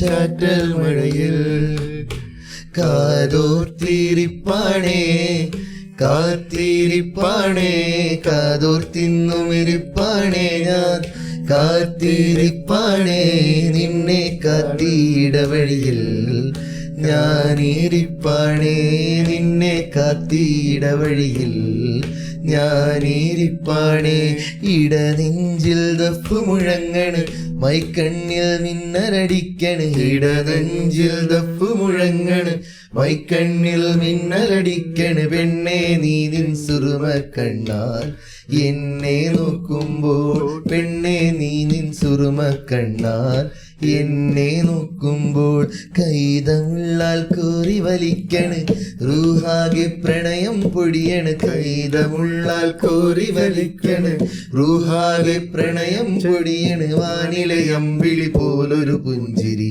പെണ്ണെ നീ എറിയുമ്പോൾ വാനിലെ അമ്പിളി പോലൊരു പുഞ്ചിരി പെണ്ണെ നീ എറിയുമ്പോൾ ടൺ ടടടൻ ടൺ ടൺ ടൺ ടടൻ കാറ്റേ നീ വീശരുതിപ്പോൾ കാറേ നീ പെയ്യരുതിപ്പോൾ ആരോമൽ തോണിയിലെന്റെ ജീവന്റെ ജീവനിരിപ്പു വെണ്ണിലവേ വെണ്ണിലവേ വിണை താണ്ടി വരുവായാ വിളയാട് ജോടി തേവൈ. ഈ പാട്ടുകളാണ് ഇപ്പൊ പാടിയത്. ഇത് മനഃപൂർവ്വം ചെയ്ത മനഃപൂർവ്വം ഇങ്ങനെ ഒരു പാട്ട് നമ്മൾ ഉണ്ടാക്കിയതാണ്. ബട്ട് നമുക്ക് അങ്ങനെ ഒരു പാട്ട് ഉണ്ടാക്കണം എന്നായിരുന്നു നമ്മളെ കാഴ്ചപ്പാട്. സോ നമ്മൾ അങ്ങനെ ഒരു പാട്ട് തന്നെ ഉണ്ടാക്കി. സെറ്റല്ലേ സമയൊക്കെ ഓക്കെ അല്ലേ? ചിലതുണ്ടാവേ പിന്നെ നമ്മള് അറിയാതെ ഉണ്ടാക്കും. നല്ല പുതിയതൊരു സാധനമൊക്കെ ഉണ്ടാക്കും. എന്നിട്ട് പിന്നെ കാരണം നമ്മള് ചിലപ്പോ റെക്കോർഡ് ചെയ്ത് റിലീസ് ആയിട്ടൊക്കെ ശേഷം അല്ല ഇത് ഇങ്ങനെ മറ്റേ അതുണ്ടാവും. ചിലപ്പോ ഓട്ടോമാറ്റിക്കായി ചിലപ്പോ വരും. പക്ഷെ എക്സാക്ട് അതല്ലേ കാരണം അതെ മനസ്സിലാവും. ഞാൻ അപ്പൊ അത്രയും പാട്ട് നമ്മൾ കേട്ടിട്ടില്ലേ? എന്തോരം പാട്ട് കേട്ടിട്ടുണ്ട്. അപ്പൊ ഇത് എപ്പോഴും അതിന് വ്യത്യസ്തമായിട്ടൊരു സാധനം വേണ്ടേ വരാന്? അത് എന്തോ നല്ലൊരു ടേസ്റ്റ് ഉണ്ടാവും ഏതെങ്കിലും ഒരു പാട്ടിന്റെ. ഇപ്പൊ നമ്മള് മറ്റേ പെരിയോനെ പറഞ്ഞ പാട്ടില്ലേ, അത് റിലീസായി ഇങ്ങനെ മൈൻഡിൽ ഇങ്ങനെ ഷോർട്സ് ഒക്കെ ഫുള്ള് തന്നെ ആയിരുന്നല്ലോ ആ ടൈമില്. അപ്പൊ ഇങ്ങനെ മൈൻഡിൽ എറിയാണ്ട് ഒരു വരി ഇങ്ങനെ പാടി വെക്കുമ്പോ ഇങ്ങനെ ബൈക്കിലൊക്കെ പോകുമ്പോ അത് നമ്മളൊരു പാട്ടില് ഓൾറെഡി ആ ട്യൂണ് വന്നിട്ടുണ്ടായിരുന്നു. ഏതോ നമ്മള് ഒരു കല്യാണ പാട്ട് ചെയ്തില്ല സഫറിന്റെ അതിലുള്ളൊരു സാധനം എവിടെ ഒരു ടച്ച് ഇത് അപ്പൊ നമ്മൾ ഇറക്കിയതിന് ശേഷമാണല്ലോ റഹ്മാൻ ചെയ്തത്. അപ്പൊ അങ്ങനൊന്നും ഇല്ല, അതൊക്കെ പിന്നെ കുറച്ച് നോട്ടുകൾ വെച്ചുള്ള കളികളല്ലേ, അങ്ങനെ ആ റൂട്ടിന് ആർക്കും പോവാ. അങ്ങനെ പഠിക്കാൻ പറ്റുമത്. എങ്ങനെ ഒരു റൂട്ട് ഉണ്ട്, ഒരു മാപ്പ് ഉണ്ട്, ഇങ്ങനെ ചെയ്ത ഒരു മ്യൂസിക് ആവും. ഉണ്ടല്ലോ, അതന്നെയല്ല മ്യൂസിക് പഠിക്കണ്ട്, കീബോർഡും കാര്യങ്ങളൊക്കെ. ഇപ്പൊ ഇവനെ അങ്ങനെ പഠിച്ചിട്ടുണ്ട്. ഇവനാണ് പിന്നെയും നമ്മളെടുത്ത് വരുന്ന കുറെ കാര്യങ്ങളില് ഓനാണ് കുറെ കാര്യങ്ങൾ നമുക്ക് തിരുത്തി തരാം. അല്ലെങ്കിൽ ഇപ്പൊ നൗഷിക്ക്, സജീർ, ഇങ്ങനെ മ്യൂസിക്കിനെ പറ്റി ആധികാരികമായി അറിയാവുന്ന ആളുകൾ നമ്മളെ കൂടെ ഉള്ളവരാണ് കുറെ കാര്യങ്ങൾ നമ്മളെ തിരുത്തി തരും. അതുപോലെ തന്നെ നമുക്ക് പറഞ്ഞു തരികയും ചെയ്യാം. നമുക്ക് ഇതൊന്നും അറിയില്ല, നമ്മളങ്ങോട്ട് ഒരു ഈണങ്ങോട്ട് ഉണ്ടാക്കുക, എന്നിട്ട് അതിൽ വരി അങ്ങോട്ട് എഴുതുക, എന്നിട്ട് അങ്ങോട്ട് പാടുന്നൊരു പേര് തന്നെ എന്താ ഇത് അങ്ങനെ ആക്കിയാല്, അപ്പൊ ഇത് അങ്ങനെ അല്ലടാ, ഇത് ഇങ്ങനെയൊക്കെ ചെയ്യണ്ട, അപ്പൊ എന്താ അങ്ങനെ ആക്കിയാല് അത് ഫുള്ള് ചിലപ്പോ ഡിസ്കഷൻ, ചിലപ്പോ കച്ചറകാവും, ചിലപ്പോ കച്ചറകാവും, എന്താ അങ്ങനെ ആക്കിയാല് അങ്ങനെ പാട്ടൊക്കെ പറ്റുമോ. അപ്പൊ നമ്മളൊന്ന് പുറത്തു നിന്ന് ഒന്നൊരു ബ്രേക്ക് എടുത്ത് തരാറ്, പിന്നെ അവിടുന്നൊക്കെ ചിലപ്പോ പുതിയ ഐഡിയ തരാം. അങ്ങനെ അങ്ങനെ എത്രയോ പാട്ടിനല്ലേ. നീലാമ്പലിന്റെ എഡിറ്റില് നീലാമ്പലിന്റെ എഡിറ്റിങ്ങിലൊക്കെ ഇത്രയും പൈസ മുടക്കി ഷൂട്ടും ചെയ്തു, കഥ പൂർത്തിയാവില്ല, പാട്ട് കഴിഞ്ഞു. വീഡിയോ ഇങ്ങനെ എഡിറ്റ് ചെയ്തപ്പോ കഥ ഇതുവരെ കഴിഞ്ഞിട്ടില്ല, പൗതിരി ആയിട്ടില്ല, പാട്ട് കഴിഞ്ഞു. നമ്മളാ പാട്ടിനുള്ള സാധനം ഷൂട്ട് ചെയ്തോളൂ, പക്ഷെ അത് അത്രയും ഫാസ്റ്റ് ആയിട്ട് പറയാനും പറ്റൂല. അതിന്റെ ഇരട്ടിന്റെ ഫുട്ടേജ് ഇത് മൊത്തം കൊള്ളിച്ചാലേ കഥ മനസ്സിലാവുള്ളൂ. ഇതെന്ത് ചെയ്യും പിന്നെ ഇങ്ങനെ എന്താണ് ആലോചിച്ച് കൊറേ നേരം കഴിഞ്ഞിട്ടല്ലേ പെട്ടെന്ന് ഒരു ഐഡിയ. ഓക്കെ, അതിന്റെ അടിയിലിട്ട് കൊടുത്താൽ മതി ഇതൊക്കെ. നീലാമ്പൽ പക്ഷെ നൈസ് വർക്ക് ചെയ്തു. ഓ എല്ലാം കൊണ്ടും വർക്ക് ചെയ്യുമ്പോൾ ഭയങ്കരമായിട്ട് എൻജോയ് ചെയ്യുന്നുണ്ടല്ലേ. വൻപൊളിയാണ് ഈ ക്രൂ കേട്ടോ. ഏർലി മോർണിംഗ് എണീക്കുക, വൈകുന്നേരം വരെ ചിലപ്പോ പട്ടിയെ പോലെ പണി കണ്ടിരും. പക്ഷെ ആ എടുക്കണ വരെ നമ്മളങ്ങോട്ട്. പിന്നെ ടൈമിന് നല്ല വാല്യൂ ഉണ്ട്, അന്ന് മനസ്സിലായി. ഞങ്ങള് ഷെഡ്യൂൾ ചെയ്തിരുന്നു ഇങ്ങനെ, ഇവിടുത്തെ തറവാട്ടിലെ സീൻ കഴിഞ്ഞിട്ട് നേരെ വൈകുന്നേരം ആകുമ്പോഴേക്കിനും സൺസെറ്റ്, അവിടുന്ന് ക്ലൈമാക്സ് എടുക്കുക. മുത്തശ്ശനും അന്നാണ് ഇത് അവരുടെ ഡേറ്റ്. ആ ക്ലൈമാക്സ് അന്ന് തന്നെ എടുക്കണം, വേറെ ദിവസത്തേക്ക് വെക്കാൻ പറ്റൂല. അപ്പൊ ഓടി പിടിച്ച് പോയി, വണ്ടിയൊക്കെ ട്രാവലറൊക്കെ വിളിച്ചാണ്ട് പോയി, സൂര്യൻ താന്നു, ലൈറ്റ് പോയി. ഞങ്ങള് കൂട്ടായിയാണ് ഷൂട്ട് ചെയ്യണേ. തിരൂരെത്തിയപ്പോ തന്നെ സൂര്യൻ ഇങ്ങനെ താന്നുകാണ്ട് ഇരുട്ടായി തുടങ്ങിയോ. ഞാൻ ഇപ്പൊ തന്നെ വണ്ടിയിൽ കൂളായിട്ട് പോയി ടെൻഷൻ അടിച്ചിട്ട് കാര്യമില്ല, കഴിഞ്ഞ് ഞാൻ അവിടെ പോയിട്ട് കാര്യമില്ല. അതേപോലെ നീലാമ്പലിൽ എനിക്കൊരു അബദ്ധം പറ്റില്ലേ, തോണിണ്ടാക്കി. ഇവനെ ഒരു രാത്രി മൊത്തം ഇരുന്നിട്ട്, മണ്ണാർക്കാടാണ് ലൊക്കേഷൻ, ഇവൻ ഒരു രാത്രി മുഴുവൻ ഇരുന്നിട്ട് ഇവൻ 40-50 തോണികൾ ഉണ്ടാക്കി. ഇവൻ തോണികളൊക്കെ സെറ്റ് ചെയ്തിട്ട് ഓടാൻ പറ്റല്ലോ. ഇവൻ അടുത്ത ദിവസം ഷൂട്ടിനെടുക്ക് ഞങ്ങള് തോണി വാങ്ങുന്നു, ഓനും തോണി. ലാസ്റ്റ് ഷൂട്ടൊക്കെ കഴിഞ്ഞ് നാട്ടിലെത്തി ഡിക്കനെ ഉറങ്ങുന്നുണ്ട്. അങ്ങനെ ആ സീനുകളെ ആലോചിച്ചേ. ഓ ഫ്ലാഷ് ബാക്കിലേ നായകനെ നായിക ഒഴുക്കി കളയല്ല, ഒഴുക്കി കളയല്ല, തോണി വാങ്ങുന്നു. അതങ്ങനെ ഒരു പിന്നെ അപ്പ കിട്ടുന്ന ഷൂട്ടൊക്കെ ആവുമ്പോ അവിടെ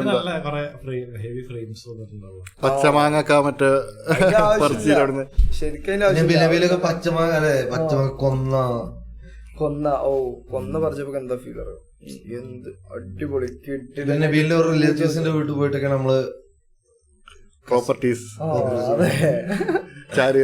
ചോരസേര ചെയറ്, ഇവിടുത്തെ മറ്റേ ഒരു മന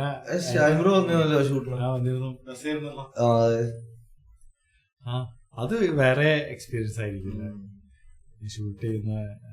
ശരിക്കും നിങ്ങളെ ടൈം തികയാതെ വരുന്നൊരു പ്രോസസ് അല്ലത്. വർക്കലായിരുന്നു രസം. നമ്മളെ ക്ലിഫിന്റെ മേലെ കേറിയിട്ട് എന്തെങ്കിലും ആവശ്യം വന്നാൽ ആ സ്റ്റെപ്പ് മൊത്തം പിന്നെ മേലെ കയറി പോകണം. ഡ്രസ് ചേഞ്ച് ഒക്കെ ഉണ്ട്, നായകനും നായികയൊക്കെ ചേഞ്ച് ഉണ്ട്. ചേഞ്ച് ചെയ്യണേ നമ്മള് ഇതിൽ പോണേ, റിസോർട്ട് പോണേ. അപ്പൊ അത് സ്റ്റെപ്പ് കേറിയിട്ട് പിന്നെ വരണം, ആകണ്ട് പണിയാവും. അതെ. പിന്നെ അധികം നമ്മള് അങ്ങനത്തെ ഔട്ട്ഡോർ നമ്മള് മോർണിംഗ് വെക്കും, ലൈറ്റ് ഇതാവുന്നതിന് മുമ്പ്. അല്ല അത് നായകനോട് പറഞ്ഞിട്ടില്ല. നായിക 2 വട്ടം കയറി ഇറങ്ങിയിട്ട് വെച്ചേ 1 മണിക്കൂറിന്റെ ഇടയില് അഭിനയിക്കും വേണം. അതിന്റെ ഇടയ്ക്ക് 2 വട്ടം ആള് ഈ ക്ലിഫ് മൊത്തം കേറി ഇറങ്ങണം. ഭയങ്കര വന്നിട്ട് ചോദിക്കണം ഇനി കേറണോ ചോദിച്ചു. ഇനി 2 ചേഞ്ച് കൂടി ഇല്ല മുസമ്മില്. അല്ല ഓന്റെ പണി ചെയ്യണം, അത്രേ ഉള്ളൂ. പണിയെടുക്ക അതാണല്ലോ പിന്നെ അവിടെ എത്തിക്കഴിഞ്ഞ പിന്നെ പണിയെടുക്കുക വേറെ വർത്താനത്തിൽ ഡ്രാമ നമ്മളെ ലക്ഷ്യം ചെയ്തോളുക. അതെ. ഞാൻ കേട്ടിട്ടുണ്ട്, എന്റെ ഫ്രണ്ട് പറഞ്ഞിട്ടുണ്ട്, വേണമെങ്കിൽ എന്താ പറയാ അവിടെ ചായ കൊണ്ടുവന്ന് കൊടുക്കുന്ന ഒരാള് വിചാരിച്ചാൽ മതി, ഒരു ജസ്റ്റ് ഒരു ഇതിന് ആ സെറ്റില് കുറെ നേരത്തേക്കൊരു സമയം നിക്കാണ്. ഞാനൊക്കെ വേണ്ടി വിചാരിച്ചിരുന്നത് എന്താ വെച്ചാൽ ക്യാമറ ഉണ്ടല്ലോ, ക്യാമറയിൽ ഇങ്ങനെ ലൈറ്റ് കുറക്കും ചെയ്യാനോ, സിമ്പിൾ അല്ലേ എന്നുള്ള അതില് വിചാരിച്ചു. പക്ഷെ ശരിക്കും ലൈറ്റിന് അത്ര നാച്ചുറൽ ലൈറ്റിന് അത്ര കഴിയുന്നില്ലേ. നമ്മളൊക്കെ ഗോൾഡൻ ഹവേഴ്സ് മാത്രം ഷൂട്ട് ചെയ്യാൻ പ്ലാൻ ചെയ്യുന്ന ടീമാണ്. ഗോൾഡൻ ഹവേഴ്സ് എപ്പോഴാണ്? രാവിലെ സൂര്യൻ ഉദിച്ചു മുതൽ നമുക്കൊരു 3 hours 4 hours മാക്സിമം. ഈവനിങ് അതുപോലെ 10 ആവാൻ പാടില്ല. അതെ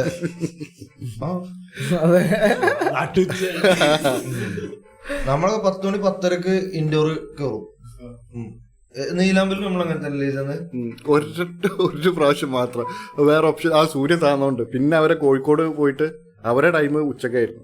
അതാണ് ആ ചേച്ചി ഷൈൻ ടോം ചാക്കോന്റെ അമ്മായിമ്മയായിട്ട് അതൊരു പടത്തിൽ ഡബിന് വേണ്ടിട്ട്. അപ്പൊ അവർക്ക് ആ ടൈമേ പറ്റുള്ളൂ, നട്ടുച്ചക്ക്. അപ്പൊ നട്ടുച്ചല് ബീച്ച് സീന്. അപ്പൊ അതിനുള്ള പ്രശ്നം ഉണ്ടാവും വീഡിയോയില്. സജീർ വൈകാതെ ഇൻഡിപെൻഡന്റ് ആയിട്ടൊരു മ്യൂസിക് ആൽബം ചെയ്യണല്ലോ. സംവിധാനം ചെയ്തു നോക്ക. പിന്നെ എല്ലാരും ഉണ്ടല്ലോ അപ്പൊ. ഭയങ്കര ടീമാണ്. പിന്നെന്താ ചെയ്തു നോക്ക. അത്രേ ഉള്ളൂ.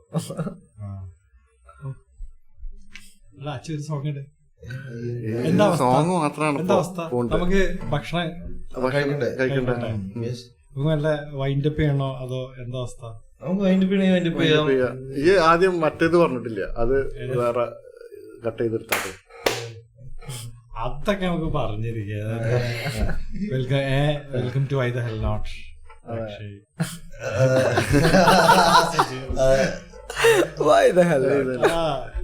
സെൽഫ് ഇൻട്രൊഡ്യൂസ് ചെയ്യണം. എന്ത് സെൽഫ് ഇൻട്രൊഡക്ഷൻ നമുക്ക് എഴുതി കൊടുത്താൽ മതി. ആർട്ടിസ്റ്റുകളാണ്, അങ്ങനെ കൊടുത്താൽ പോലെ. നബീലിനാണ് പിന്നെ നമ്മൾ ഇൻട്രൊഡ്യൂസ് ചെയ്യേണ്ടത്. നബീലിനെ കുറിച്ച് നമ്മൾ പോഡ്കാസ്റ്റുകൾ സംസാരിച്ചിട്ടുണ്ടെങ്കിൽ പോലും നബീലിനെ ആദ്യമായിട്ടാണ് നമ്മള് എത്തിക്കേണ്ടത് ഇവിടെ. കട്ട്. അപ്പൊ നബീലിനെ പറ്റി പറ.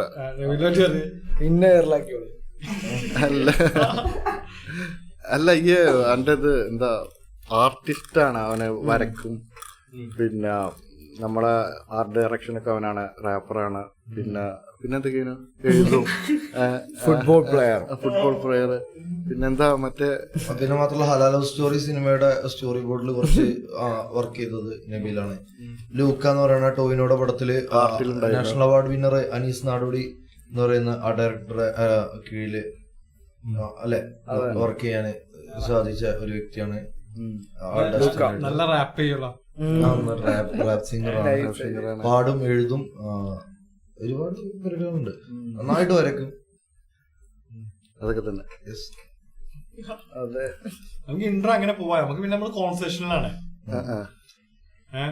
എനിക്ക് ശരിക്കും ഇതാണ് വിശക്കുണ്ടോന്നുള്ള, ഞാൻ നല്ലോണം തിന്നിട്ടുണ്ട്. അതാണ് എനിക്ക് എനിക്ക് ബെഡ് റെസ്റ്റ് ഉണ്ട്. എനിക്ക് അതാ ഞാൻ പറഞ്ഞു. നമുക്ക് നല്ല 1:30 ആയിട്ടുള്ളൂ. അല്ല, ഇതിപ്പോ തട്ടുകട എത്ര മണി വരെ ഉണ്ടാവും അറിയോ? അല്ല ഞാൻ പറഞ്ഞ റീസൺ ഏത് ബെഡ് റെസ്റ്റ്. നമുക്ക് ബെഡ് റെസ്റ്റ് ആണ്. ഈ ഷായ്മേ വിളിക്കൊണ്ടിട്ടാ, വിളിച്ചിട്ട് പറയുന്നുണ്ട് എന്താ അക്ഷയ്ക്ക് ആക്സിഡന്റ് ആയി പറഞ്ഞു, എനിക്ക് കാണാൻ പോകുമ്പോ ഇന്നും വിളിക്കോണ്ടി. എനിക്ക് കാണാൻ ഞാൻ പറഞ്ഞേ ഞങ്ങളിപ്പോ മീറ്റ് ചെയ്തിട്ടുള്ളൂ ഉണ്ടായിരുന്നു.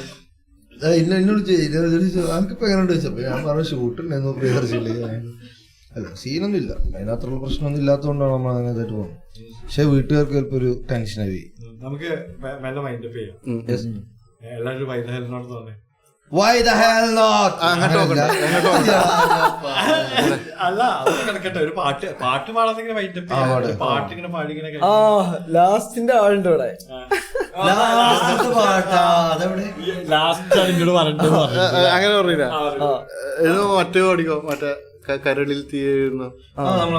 നമ്മളെ എല്ലാവരും കരളിൽ തീയെരിയുന്നു, തലമണ്ട പുകയുന്നു, മുന്നോട്ട് പായുന്നെന്റെ റെയില് വണ്ടി നേരെ മുന്നോട്ട് പായുന്നെന്റെ റെയില് വണ്ടി ചങ്കിടിപ്പും മണി കൊട്ടി ശങ്ക നീട്ടും തുടി കാട്ടി അറിയും വിശപ്പിന്റെ ചുളം വീളിച്ചുകൊണ്ട് മുന്നോട്ട് മുന്നോട്ട് മുന്നോട്ട് പായുന്നെന്റെ റെയില് വണ്ടി നേരെ മുന്നോട്ട് പായുന്നെന്റെ റെയില് വണ്ടി. ഇത് കൂട്ടൂല, ഇത് സെജീർ ലാസ്റ്റ് പോഡ്കാസ്റ്റ് ഒന്ന് പാടിപ്പോയ ഇത് കൂട്ടൂല. പാടി കേട്ടത് പാട്ട് നമുക്ക് നോക്കിയാലോ? പ്രമദാവനം മലരണിഞ്ഞു പ്രണയ സൗരഭം വഴി തെളിഞ്ഞു.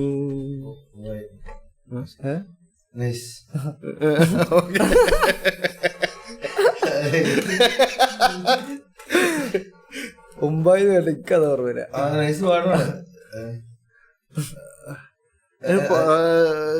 എന്നാലും ഇങ്ങനെ നിക്കും. നമുക്ക് വൈദ ഹെൽ നോട്ട് टूटा टूटा एक परिंदा ऐसे टूटा कि फिर जुड़ ना पाया लूटा लूटा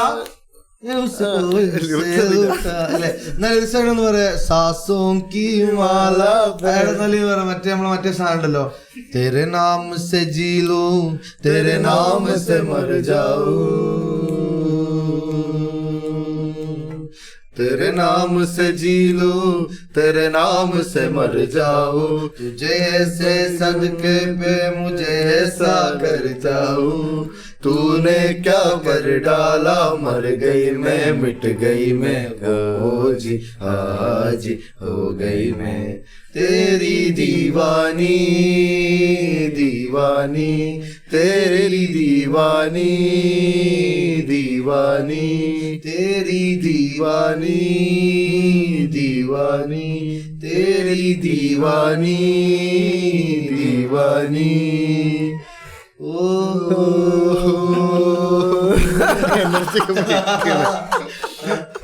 അല്ല എനിക്ക് നമ്മളെ മൂഡ് എപ്പോഴെപ്പോഴും പാട്ടിന് മൂഡ് എപ്പോഴും കിട്ടും. അതൊരു ഫ്ലോയുടെ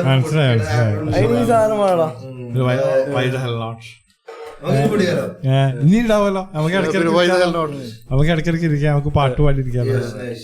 okay, why the hell not. Why the hell not?